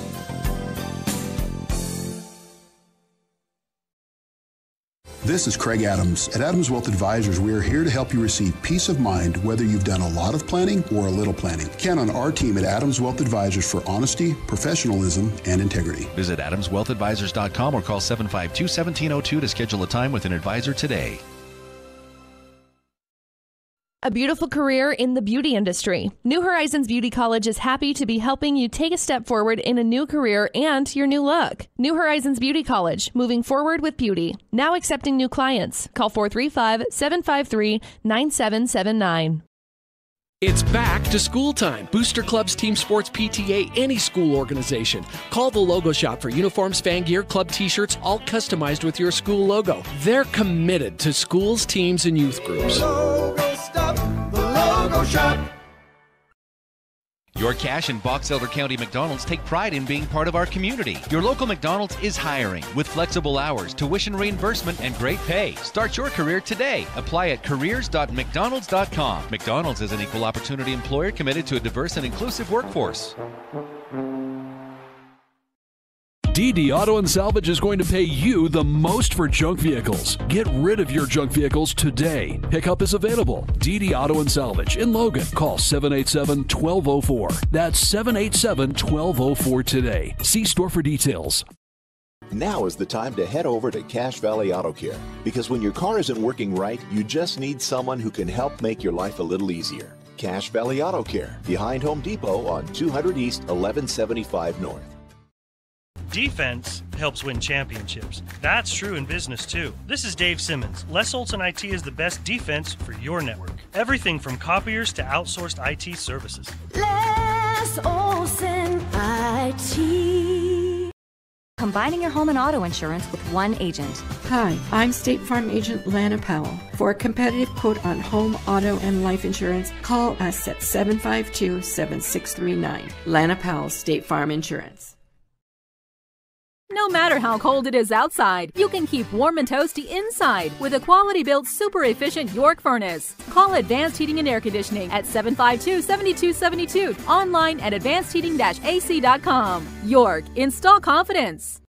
Great Basin Graphics has quality screen printing, detailed embroidery, and award-winning graphic designers. Employees look great and clients will notice. Get your order in today for fall products. Google Great Basin Graphics for screen printing and embroidery. Located at 966 West 400 North in Logan. If RPMs raise your BPMs, then get up and go. Go turn some heads. Go turn a wrench. Napa has America's largest network of parts and care, here to keep you firing on all cylinders. We are Poblanos, the only place where you will find real Mexican food. Yeah, that home style. We are located in 780 Main Street in Smithfield. Come and check us out. And we want to help our students out, so just bring your school ID and we'll hook it up with the food. Yeah, like tacos $1 or quesadilla combos. Only at Poblanos.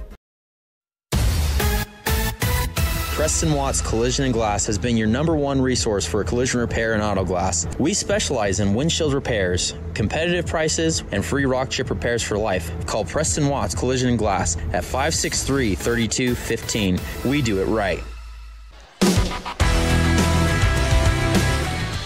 Welcome back to Skyview High School. Skyview goes to 1-2 on the season, 27-8.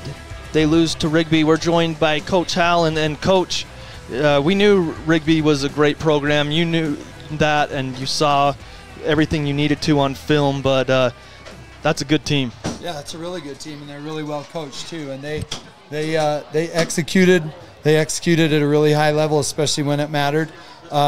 You know, the one thing that I'll say about our kids tonight, especially defensively, our kids continue to fight.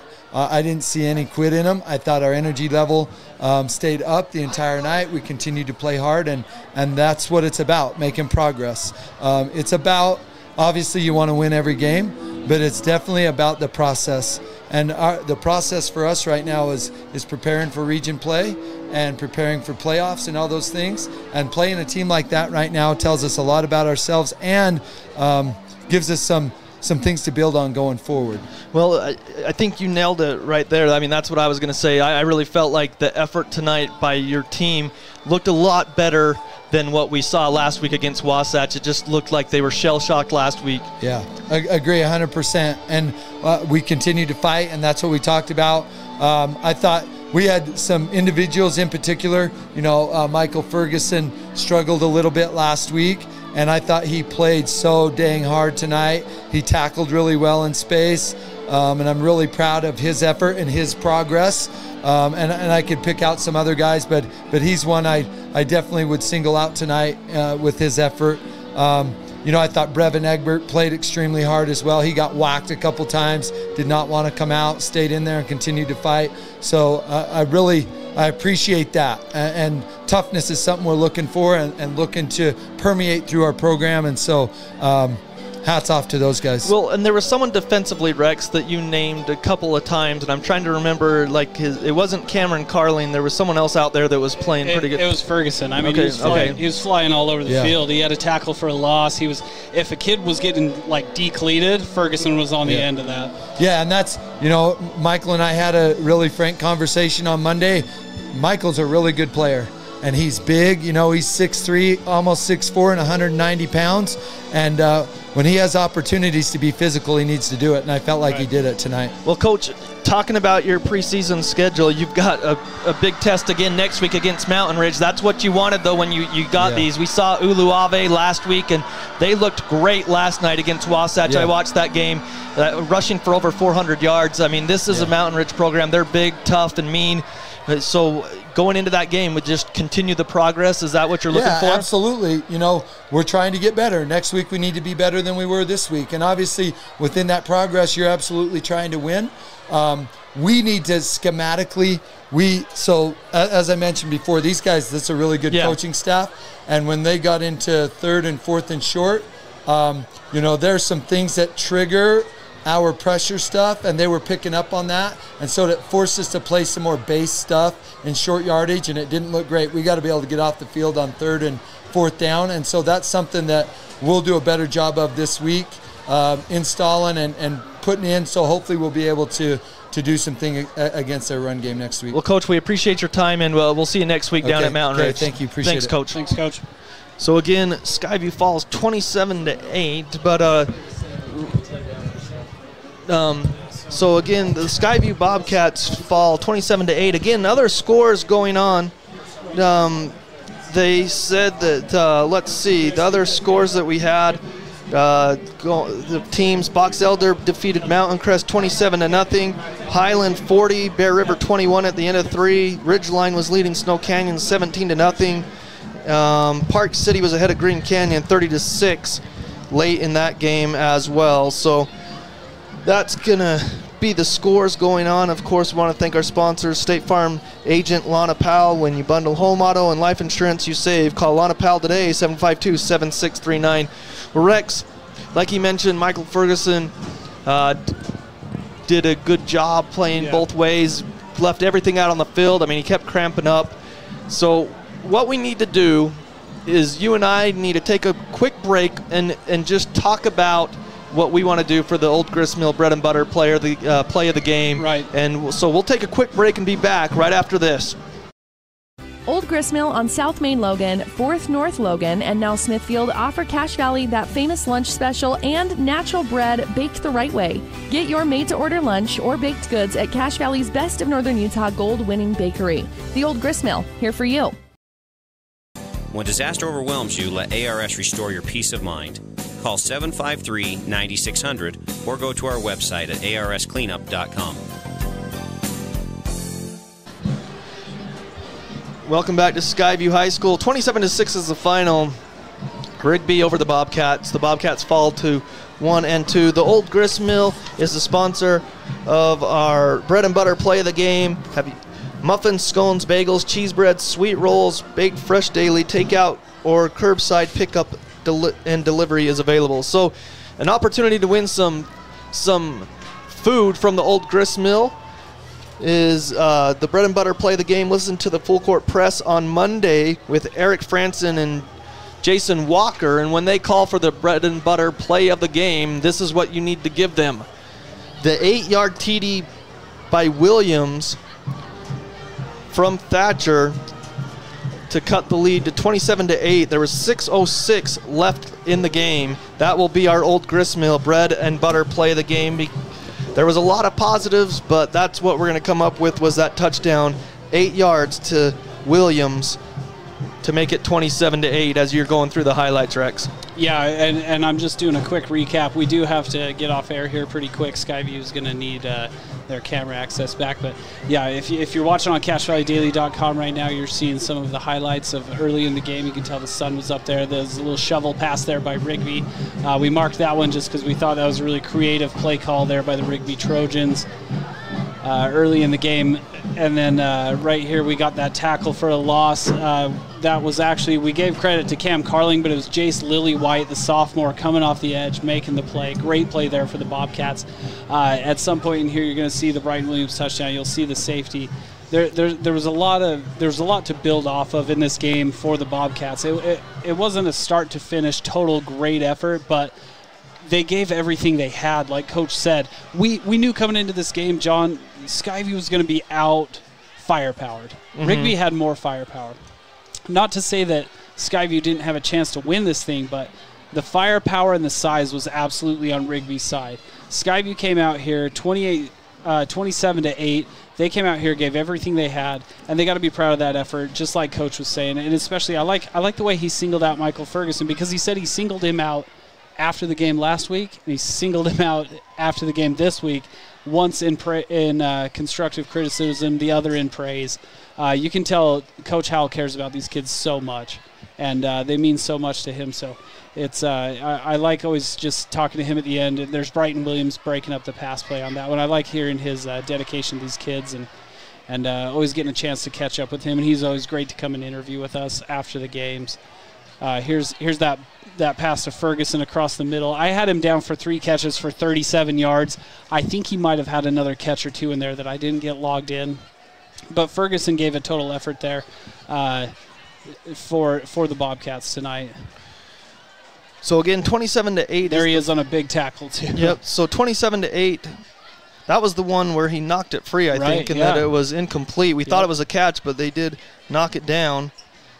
And that was the touchdown by Rigby. Their last touchdown. They make it 27. The extra point was blocked here, I think, by Brighton Williams. It could have been Carver Ballard. That's Ballard right. Off the coming edge. off the edge. As you can see on the left side here, he comes off and just blocks that PAT. That's the first one that Weatherspoon had blocked all season. This was a nice return here by Vickers from the 10. This breathed a little life into the Bobcats, too. This play did that nice. It wasn't a huge kick return, but it was a nice return that gave them a little bit of life. And this is the drive that they were able to go down the field.